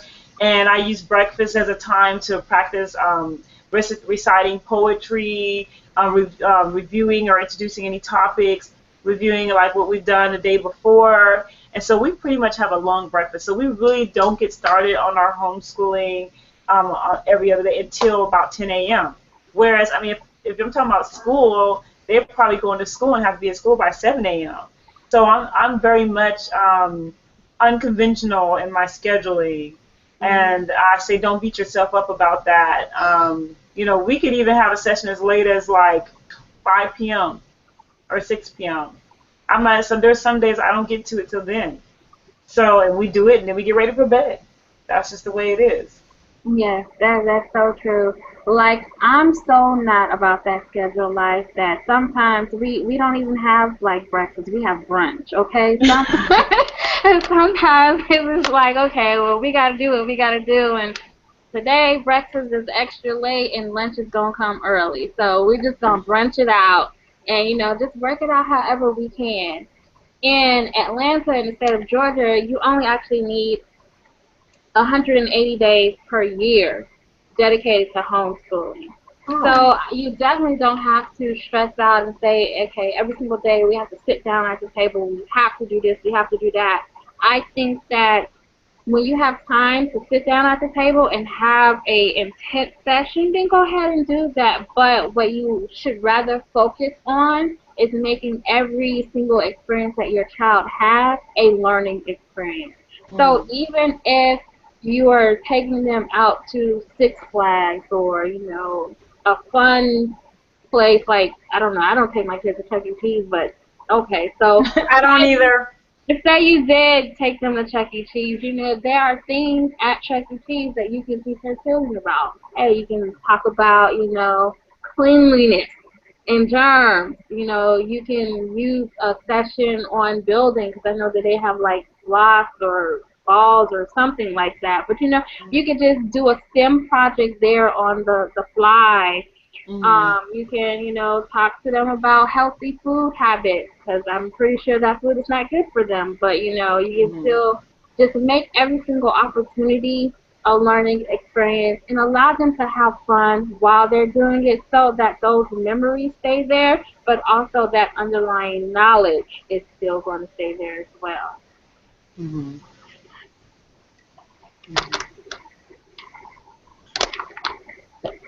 I know one thing that I have to really work at, and maybe you have some good advice for this, Katoyia, but I have to be careful. I can get very intense with my children, especially when they're not being focused. And sometimes I have to I have to work on like my stamina because, oh my gosh, sometimes it could take them so long to get a concept, and I'm ready to be done with it. And sometimes I guess I just have to take a break and walk away, and then or just revisit that like 2 or 3 weeks later. But I'm so like I will just hang on to it like, no, you will get this. You will get this. No child of mine is not gonna know this. And I have to really sometimes I can see in their faces. I'm like I have to chill out, or I can sometimes get in a funk. If I feel like something's not going right. So, and also being able to hang in there till they get it. Because it's like it takes a lot of repetition. I don't know about you, but sometimes I feel like it might be just learning a math concept, or it could be a a phonics thing. Like, okay, if you see double E says E. Well, if you have to repeat that every time, like they come to the word tree, and you're like, okay, they're saying t, and they do the blend, truck. And then they get to that double E and they're looking like, and you're like, this. What sound double E makes. Double E says E, And it's like, how many times do I have to say double E says E, okay? This is long E. Well, I don't know, I get crazy. I have a hard time with the same thing as you sometimes, but it really does depend on what it is. Just like you, I actually do have a special needs child too, my middle son, and so it takes a lot longer for him to grasp something than it takes, my older two who are a lot more vocal and, they'll ask me a question if they don't understand or something like that, but him, he'll say he understands, but not necessarily actually grasp the concept because he doesn't want to disappoint you. Right. And so, I've had to, just pray about that really and honestly, to not take offense to him doing that. That is his personality, and I have to work at making him feel comfortable enough to ask a question if he doesn't understand, and I have to just take the time that he needs. Now, I have issues with speaking English myself, so I don't get too hard on my kids because I know I'm not the best English speaker that there is in the world, Now, when it comes to me teaching them the basic linguistics of Spanish, just very simple words and stuff, they grasp that a lot faster than they do English, and that's just because of who I am. So I try to just, put myself in their shoes and understand. But sometimes, definitely, I'm just like, okay, you know what? Let's just have some juice and chill out for a second because I need to go walk away. And y'all need to just, relax and chill. I'll go eat a piece of chocolate or something. Just to, calm myself down. And instead of hitting it hard the very next day again, I might let another day or so go in between. so that everybody can just come back essentially with the fresh heart and the fresh mind. I know, sometimes, girl, I put the fear of God in them. I be like, I get like, look, say it. I get, then they want to start crying. I'm like, why are you crying? I don't do this to other people's children. I just do this to my children. I have never made anyone. We want the best for our kids, so we're going to push them a lot harder. Yeah. So, I mean, that's understandable. But my kids, you could say, I don't know, the most simplest thing with your voice slightly raised and everybody's in tears. Yeah. But I'm also a very no-nonsense type of person. So, my kids, they're kind of sensitive, I was the only girl for a real long time. So I am very rough around the edges, very hard, core, And because of my personality, I don't have to, like, I know some parents physically discipline their children if their children are not studying or, getting a concept or handwriting properly or something. I don't know. Whatever reason a parent chooses to discipline their children, I don't have to physically discipline my children. For any instance that I have where it's like a disagreement with them, I have them write it out. And I have them write me a full page about whatever the situation is. And then I'll have them write it maybe 2 or 3 times. And by the time that they're done writing, they're like, I will never do that again. I will do whatever it is that you're saying. I just make them write it out, and I don't have issues anymore. Yeah, I also do not physically discipline my children or use punishment to discipline my children. But what I do, all I have to say is, oh, wait till your Abby gets home. You want me to tell Abby? And that usually does it right there. I love to play the Abby card. It straightens them right up. And then the whole time they're like, don't tell, are you going to tell him when he comes? Are you going to tell him? And I'm like, I don't know. But that gets the response real easy, man. I'm thankful for that. Daddy is like the savior. Yeah, because when Dad gets home, one thing he's so sweet and so with the children, but if they're not good to mommy, he doesn't like that. You got to be good to mommy. And it's Daddy's tone. Daddy doesn't even have to walk in the house. They can just see Daddy, and then all of a sudden, okay, I'm going to write my name perfectly like Mommy said. I am going to go ahead and do all of my math. I remember what she said about Benjamin Banneker. I'm going to keep it's like a whole personality switch. Yeah, so, yeah, definitely, like, it could be a challenge. I would say, like, keeping your stamina up is so much repetition. And, when you're getting in that rut, keeping yourself inspired as a teacher, because you feed off your student kind of in a way. The teacher and student relationship is definitely a back and forth, and you have to sometimes you got to replenish yourself, and yeah.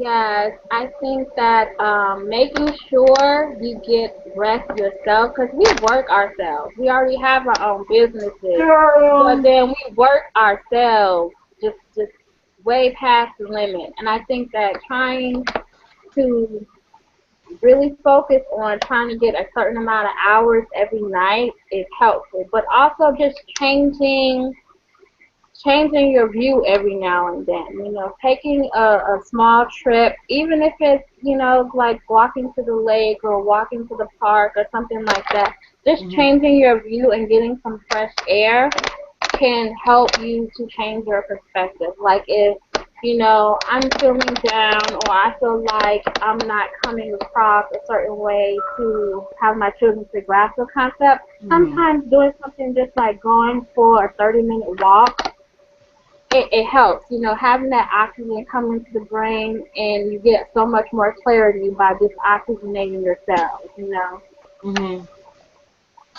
Absolutely. In fact, nowadays we go out foraging first thing in the morning.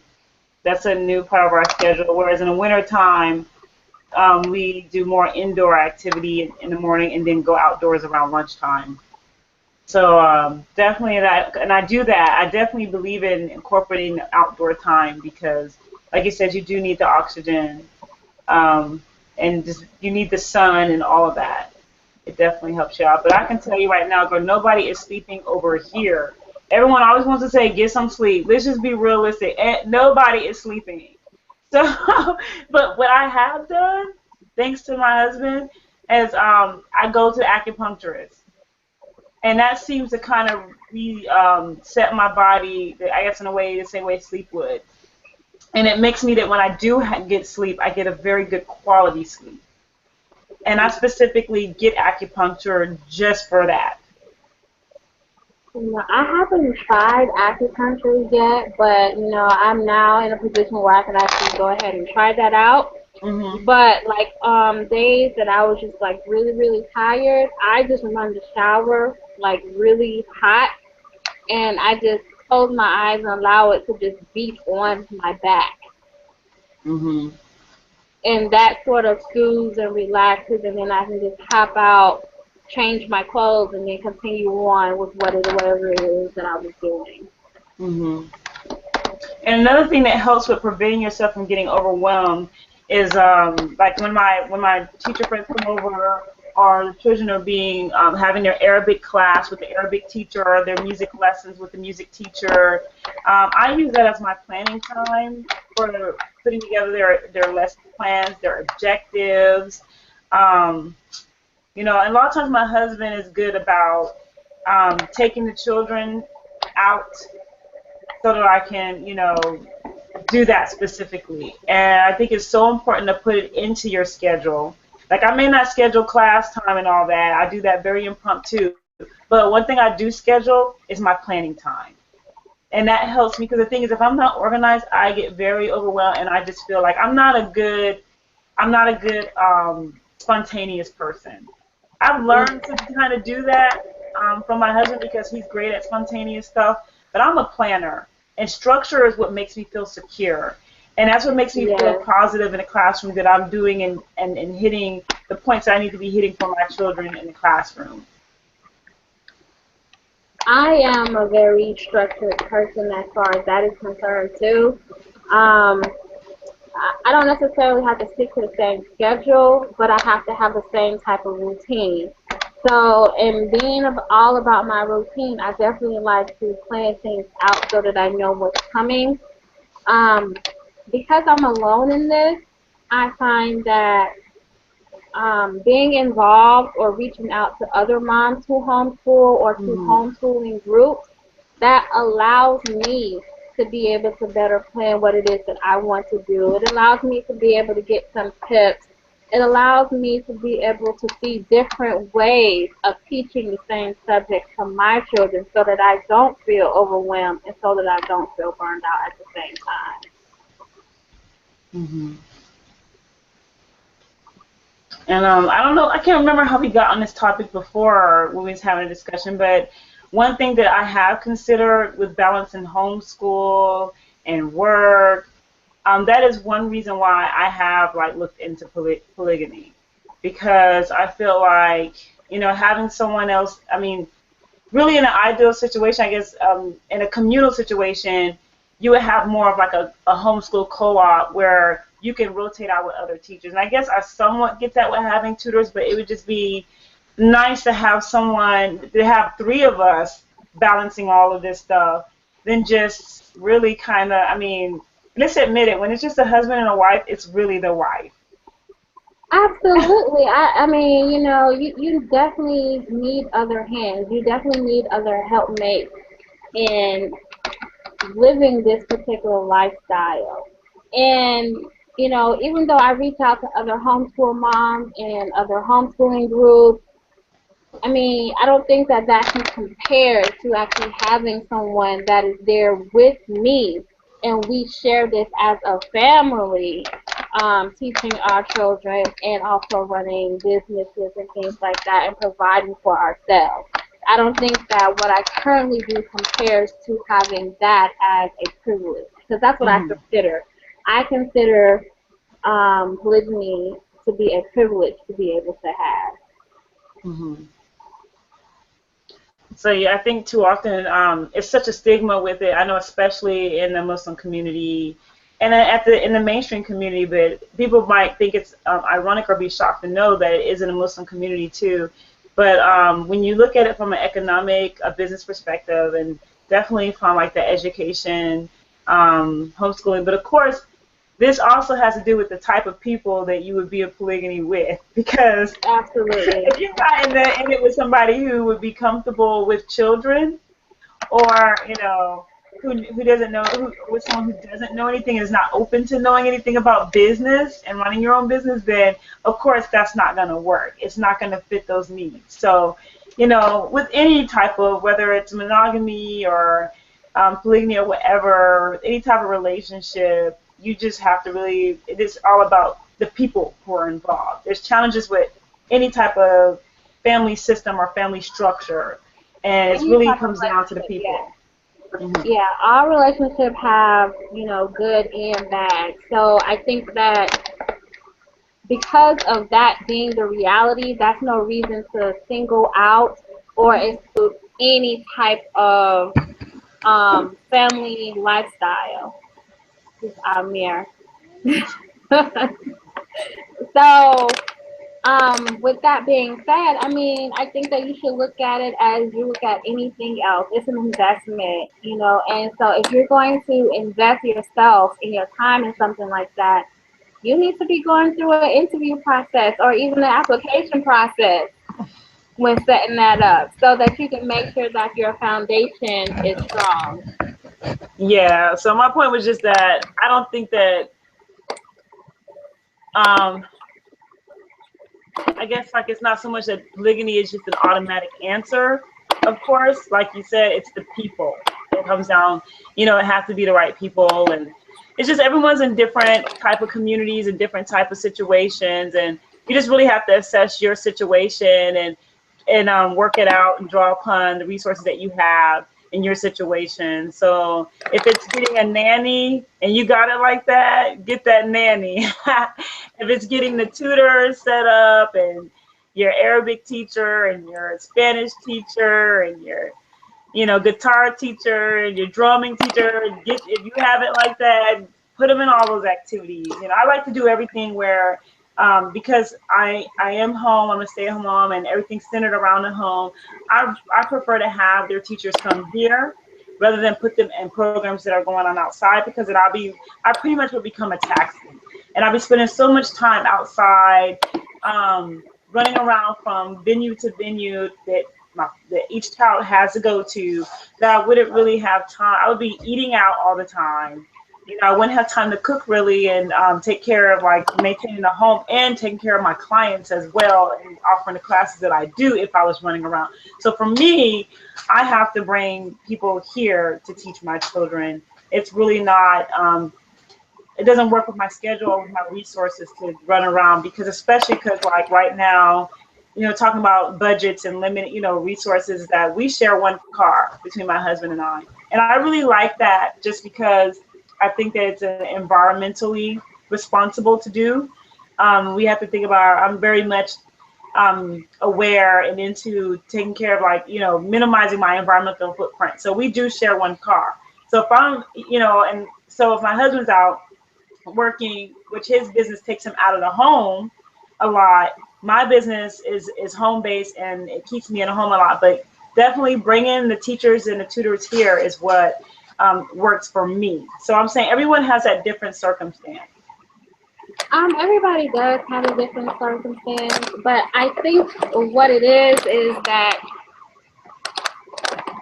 what started out as something for families to be able to be empowered and take control over their own children's education has now become a fad.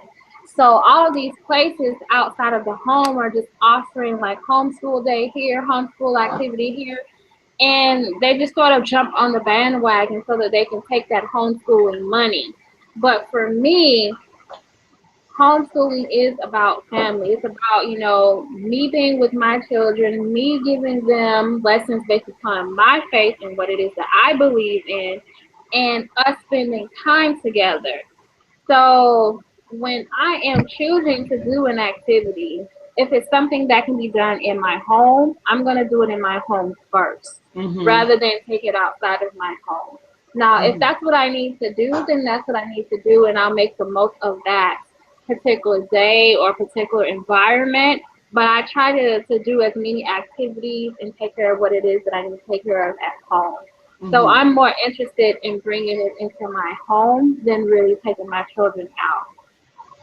Yes, and I don't know about you, Katoyia, but the ideal of dropping my children off somewhere and leaving them and not come, I mean, honestly, even my babysitter is all coming here. I mean, the idea of dropping them, like even when I go to the dentist, like a lot of times people, they let their children go in with the dentist and they stay out in the waiting room. No. Even when I go to the pediatrician, the idea of like someone taking my children out and I'm not there or my husband's not there is really not comfortable for me and not an option. You know, when my oldest son was born, that was my last day working outside of my house. And since then, 9 years later, I have never worked outside of my home. You know, and so my children have not been in daycare. You know, they don't have that. They've never had that experience, and that's not something that I've ever wanted them to have. And it's really not even about, you know, not trusting people, because there are good people in the world. It's just that I myself am not comfortable with that. Like my best friend was actually just complaining about that. Like I've known her since I was 7 years old. 7. Wow. And I went to the store with her and my kids were with us. And she was like, well, you can go ahead and go to the store and get what you need and we'll just stay in the car. I was like, no, they coming in the store with me. You know what I mean? And so she was like, oh my God, like, are you serious? I'm like, yeah, I can't just leave my kids. Oh man, you worse than me. I'll say one experience I had like that is that we were out at the park for a concert, an outdoor concert, and my friend was like, "Oh, the children got to go to the bathroom. Just let them go out to the bath." You know, I was like, "No, they're not going to the bathroom by themselves." No, I was going with them to the bathroom, and yes, they were boys, but I took them into the women's bathroom with me. That's exactly how I am. I don't even allow my kids to close the door here at home. Give me control. Like, what do you mean? Like, sorry. Okay. Remember how you gave me access to it? Yeah. But don't stop. I know, but I'm trying to figure out. You're not on here anymore, Hakeem. I don't know how to invite you in. Can Hakeem be invited in because he's not up here anymore? I don't know how to invite him in. Let me see. Yeah, he's not He can just join. Yeah, he needs to join. He needs to just join, yeah. Yeah, I can't invite him. He just came and asked me to invite him in, but I don't see where I can invite him. So, okay, maybe he'll come back in a minute, or I'll go check on settings. Invite people. Okay, I see it. I'm inviting. I guess I can invite to, sorry. This one day, this will be a completely seamless process. Well, eventually it'll be streamed.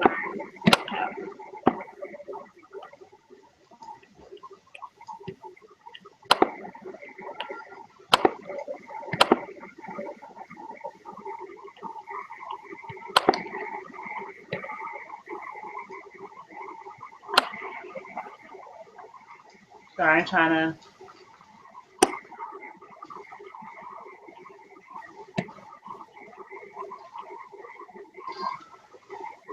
Okay, there, he just popped up.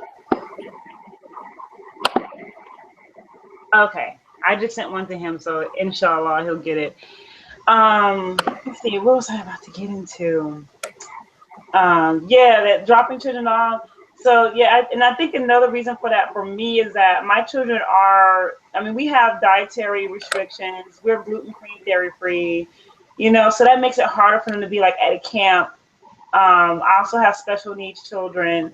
My one son who's on a spectrum, he is verbal, but when it comes to intense situations, he's not easy at explaining them.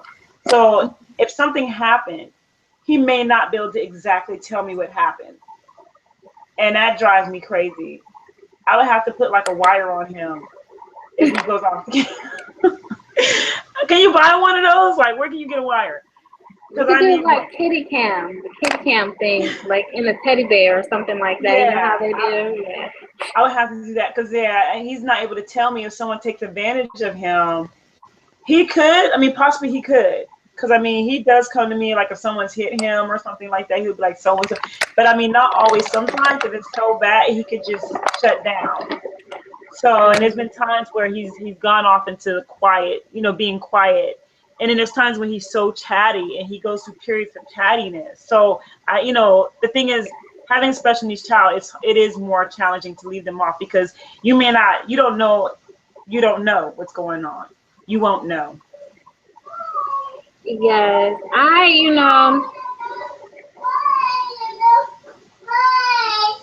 my kids just haven't really been off like that to where they were somewhere else without me or without an immediate family member. She lied. I'm sorry, did you ask me a question? No, I was saying my kids, they just have not been off like that yet without me or without an immediate family member. So one of us is just basically always around, but I still, try to talk with them pretty much daily to tell me exactly what it is that they're feeling, what's going on. If someone does this, I always say, please just let me know so that I can handle it. But, pretty much everyone that I have ever interacted with, they know that I'm, like I might be a quiet person, but I'm like a psychopath when it comes to my kids. And like, I can go from 0 to 100 like real quick about my kids. So it's like, don't play with her because you're going to be in the hospital. Yeah, and unfortunately, I don't know why, but it's like this stigma. If you're an attached parent, you're called the helicopter mom. They make it seem like you're crazy if you're if you're attached to your children and you're very careful with your children like that. They make it seem like there's something wrong with you. I mean, the way that I view that is, when people say stuff like that to me, they're like, oh, let them be kids or blah, blah, blah, blah, blah.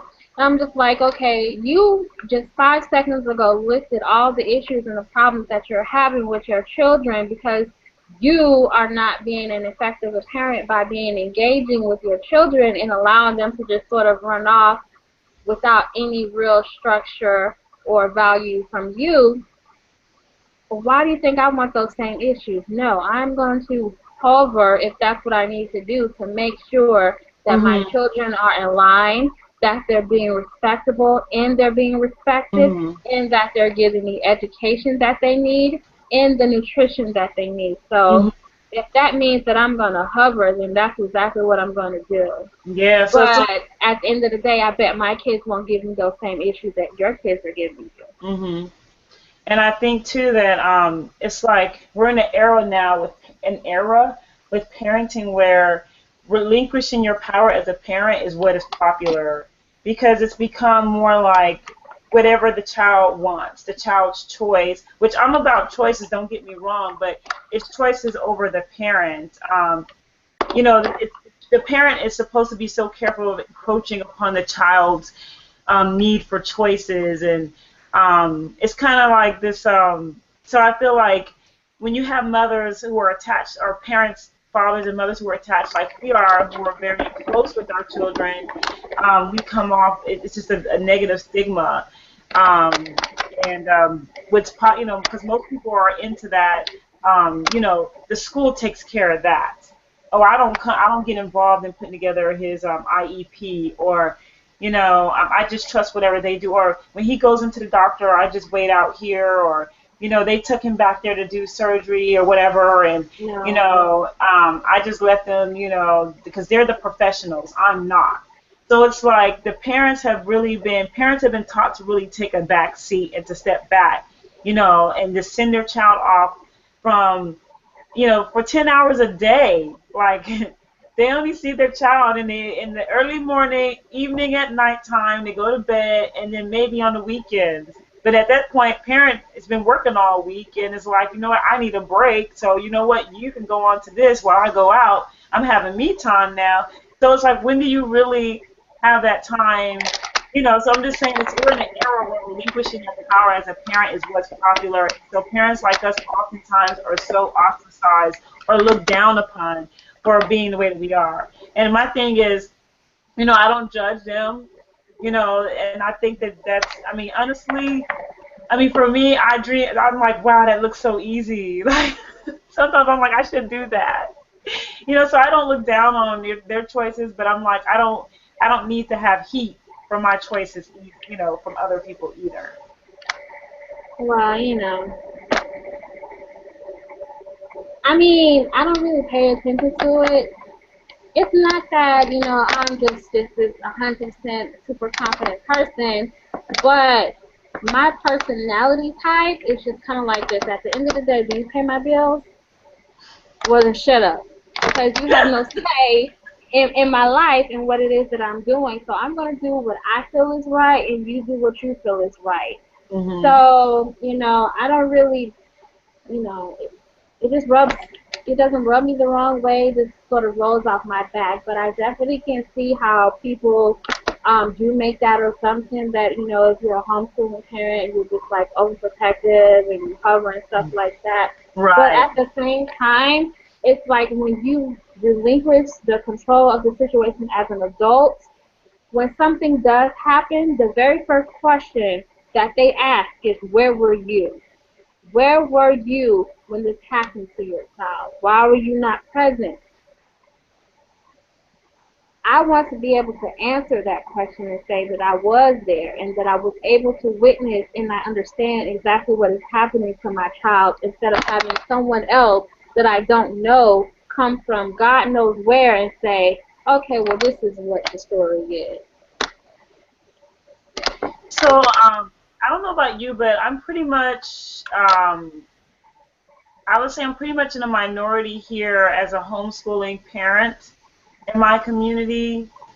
Are you part of a group of homeschooling parents? Are you around a lot of other homeschooling parents? I do get to see other homeschooling parents, but not that very often, because I'm a minority as well. I'm a minority, one, because I'm a person of color. Two, I am a single mom, so I'm like always by myself when everybody sort of groups and couples up. And then I do not homeschool from a Christian perspective either. Yes. So it's kind of like, when they ask me what I'm teaching my child, and then when I tell them, and it was like, oh, well, why didn't you use the Bethel curriculum? It's like, because I don't want to do that. That's not what I want to do. And so they sort of like put you sort of on the outside when you say that you're not homeschooling using a Christian curriculum. I like to create my own, and that's what I prefer. That's, you know what, oh my God, like, I thought that I was the only one who experienced that because I'm in the Bible Belt in Oklahoma. Pretty much all the homeschool groups here are Christian based. Every year they have a homeschool convention here. It is a Christian homeschool convention, and I go to it, and it's great.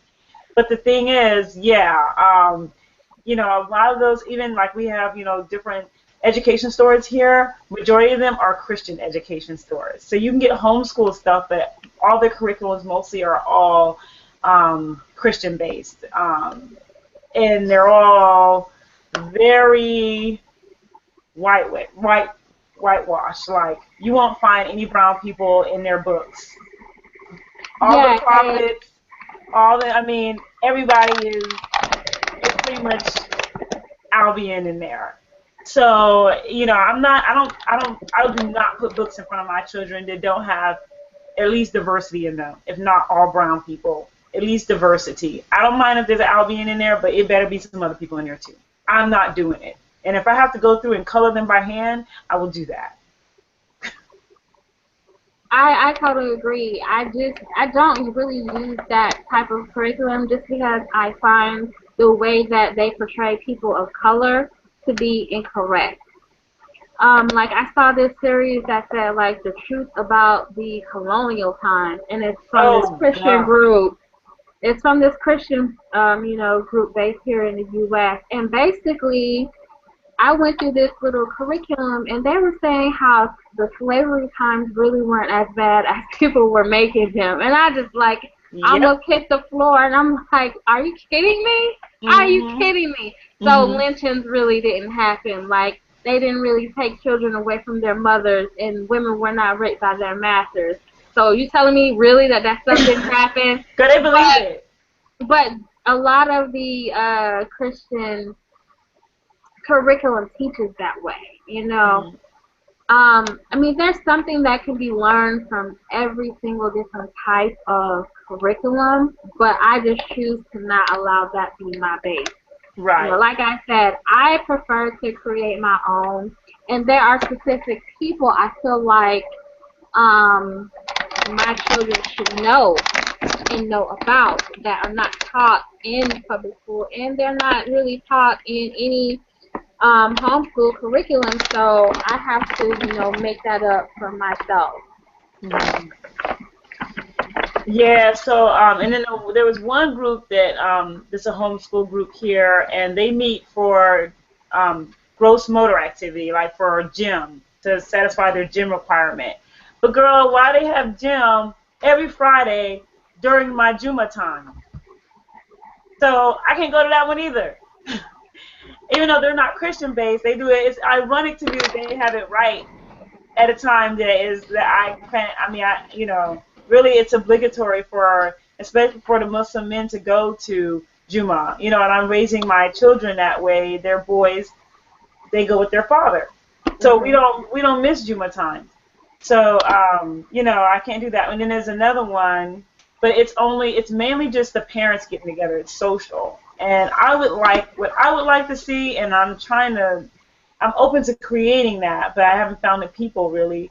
Is that it's more like a co-op where we each teach a class, and our children can, go to the different classes from each different parent. Mhm. That's the kind of co-op I would like to be part of. But I haven't found one here to be part of. Well, I definitely am in the process of creating um, some sort of co-op to where we can sort of do that, come together and be able to teach our children without sort of being put into one particular category. Hmm.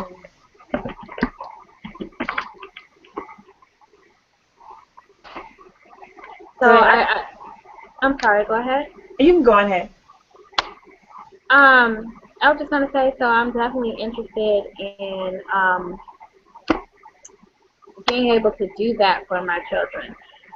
The thing about education is that for education to really and truly be able to be effective for children, regardless of what color they are, regardless of their religious background, they need to be able to see themselves in what it is that they are learning.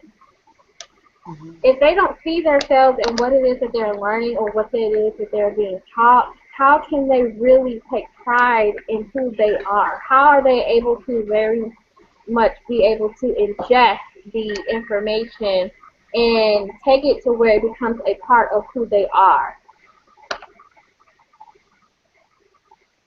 If you were never thought about in the process of your own education, how is it that you're going to be successful? I don't Hmm. understand that concept at all. And I believe that this is why so many children fail, or not rather they fail, but the school system fails them, is because of that. And I think that that's why most families who do homeschool choose to homeschool their children because they're not going to get what they're needing in a public school setting. Like if you are a Christian parent, a lot of times you have specific values that you want to teach your children, and so even then in the public school, you're not getting those values because a lot of the stuff that's being taught in public school is contradictory to what it is that you believe. If you're Muslim, it's the same thing. Um, if you're a Latino person, you know, a lot of times you have to sort of assimilate into a particular society with them never once bringing up, you know, anything about you. Like, there's a person whose name is Pedro Campos, and that person is very important to my history because of the fact that he fought for my rights. He fought for my rights not only as a person of color, but as a person of Spanish descent. And so for me, it is important that my children learn who that is, but they're not going to learn about that in a regular school setting. So it's up to me to take the time that I need to create the curriculum for my children so that they can learn a broad, you know, varied subject, not just from a religious or cultural standpoint, but also from just the basics of math. You know, I want them to learn using, you know, certain types of materials that may not necessarily be available in the public school setting. So I think that homeschooling just allows me to have so much more control than what, you know, I would otherwise. Absolutely, more quality, definitely more quality education and academics, and more appropriate for children. Definitely, I mean, like you said, whatever your background is, just more appropriate to your culture and everything, definitely. And that's so essential. Are we doing okay on time? I know it's 8:45. Well, it's actually 9:45 my time. So What time did we say we were ending? I can't remember. 8:30. Okay. Guess you should wrap up. One thing I did want to say, I thought about when we were talking about balancing work and homeschooling, because I did have a mother when I had a daycare. Her child was in my daycare. She homeschooled. She worked full time, and she was a single mother. And she would leave her. The girl was about 8 years old. She would drop her homework off with her when she dropped her off in the morning. She knew what she had to work on. She was very independent in her work. I helped her with some of it. And then her mother would pick her up around about 5, you know, after she got off work. And then she would, you know, go over with her, you know, whatever her studies were. And that was it. So even though she was a single, full-time working mother, she still homeschooled her daughter. And so I just want to say that really there is no cookie-cutter way, and it can fit any type of circumstances or schedule. Whatever you have to work with, you best believe there's a parent out there doing it. And I just really wanted that to be an inspiration to people out there who are feeling like they want to homeschool, but they really feel overwhelmed about it or like they can't because they're working. Absolutely. I think at the end of the day, what it is that you have to have that commitment to yourself and that commitment to your children to doing whatever it is necessary for that to work for you. So if you want to homeschool, and even if you're not a single parent, but you have a full-time job and you can't, you know, sort of adjust your hours, you can homeschool only on the weekend, or you can join different groups in your area to where, you know, your child can be in a small group setting and they're going over a particular subject. And you can volunteer and just be involved with the learning process as well. I mean, there's just so many different ways of doing it. I think the first step is committing to making it work. And then from there, you can reach out and find different sources to be able to assist you in the process. Absolutely. So with that, I think we tackled our topics. They definitely got some tips and some good advice for those topics. This has been awesome, Katoyia, and I thank you so much for coming up with this idea. Well, I thank you for being open to it. You know, I can't really share my ideas with everybody, but you're always inside of my head, so I'm just happy that you're receptive. Absolutely. So with that, I guess I don't know if anybody out there has any questions they wanted us to address before we signed off. I don't see anything in the chat. Did you see anything in the chat? No, I didn't see any questions, but I also do want to thank Hakeem for assisting us with everything. So thank you, Hakeem. You're welcome. I'm holding down like it feels like a whole army over here.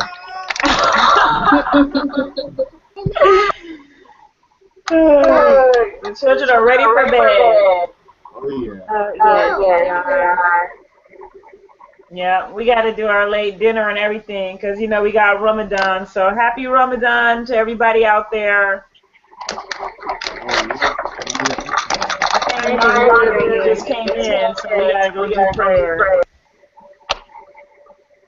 Oh, okay, now I understand what you're saying.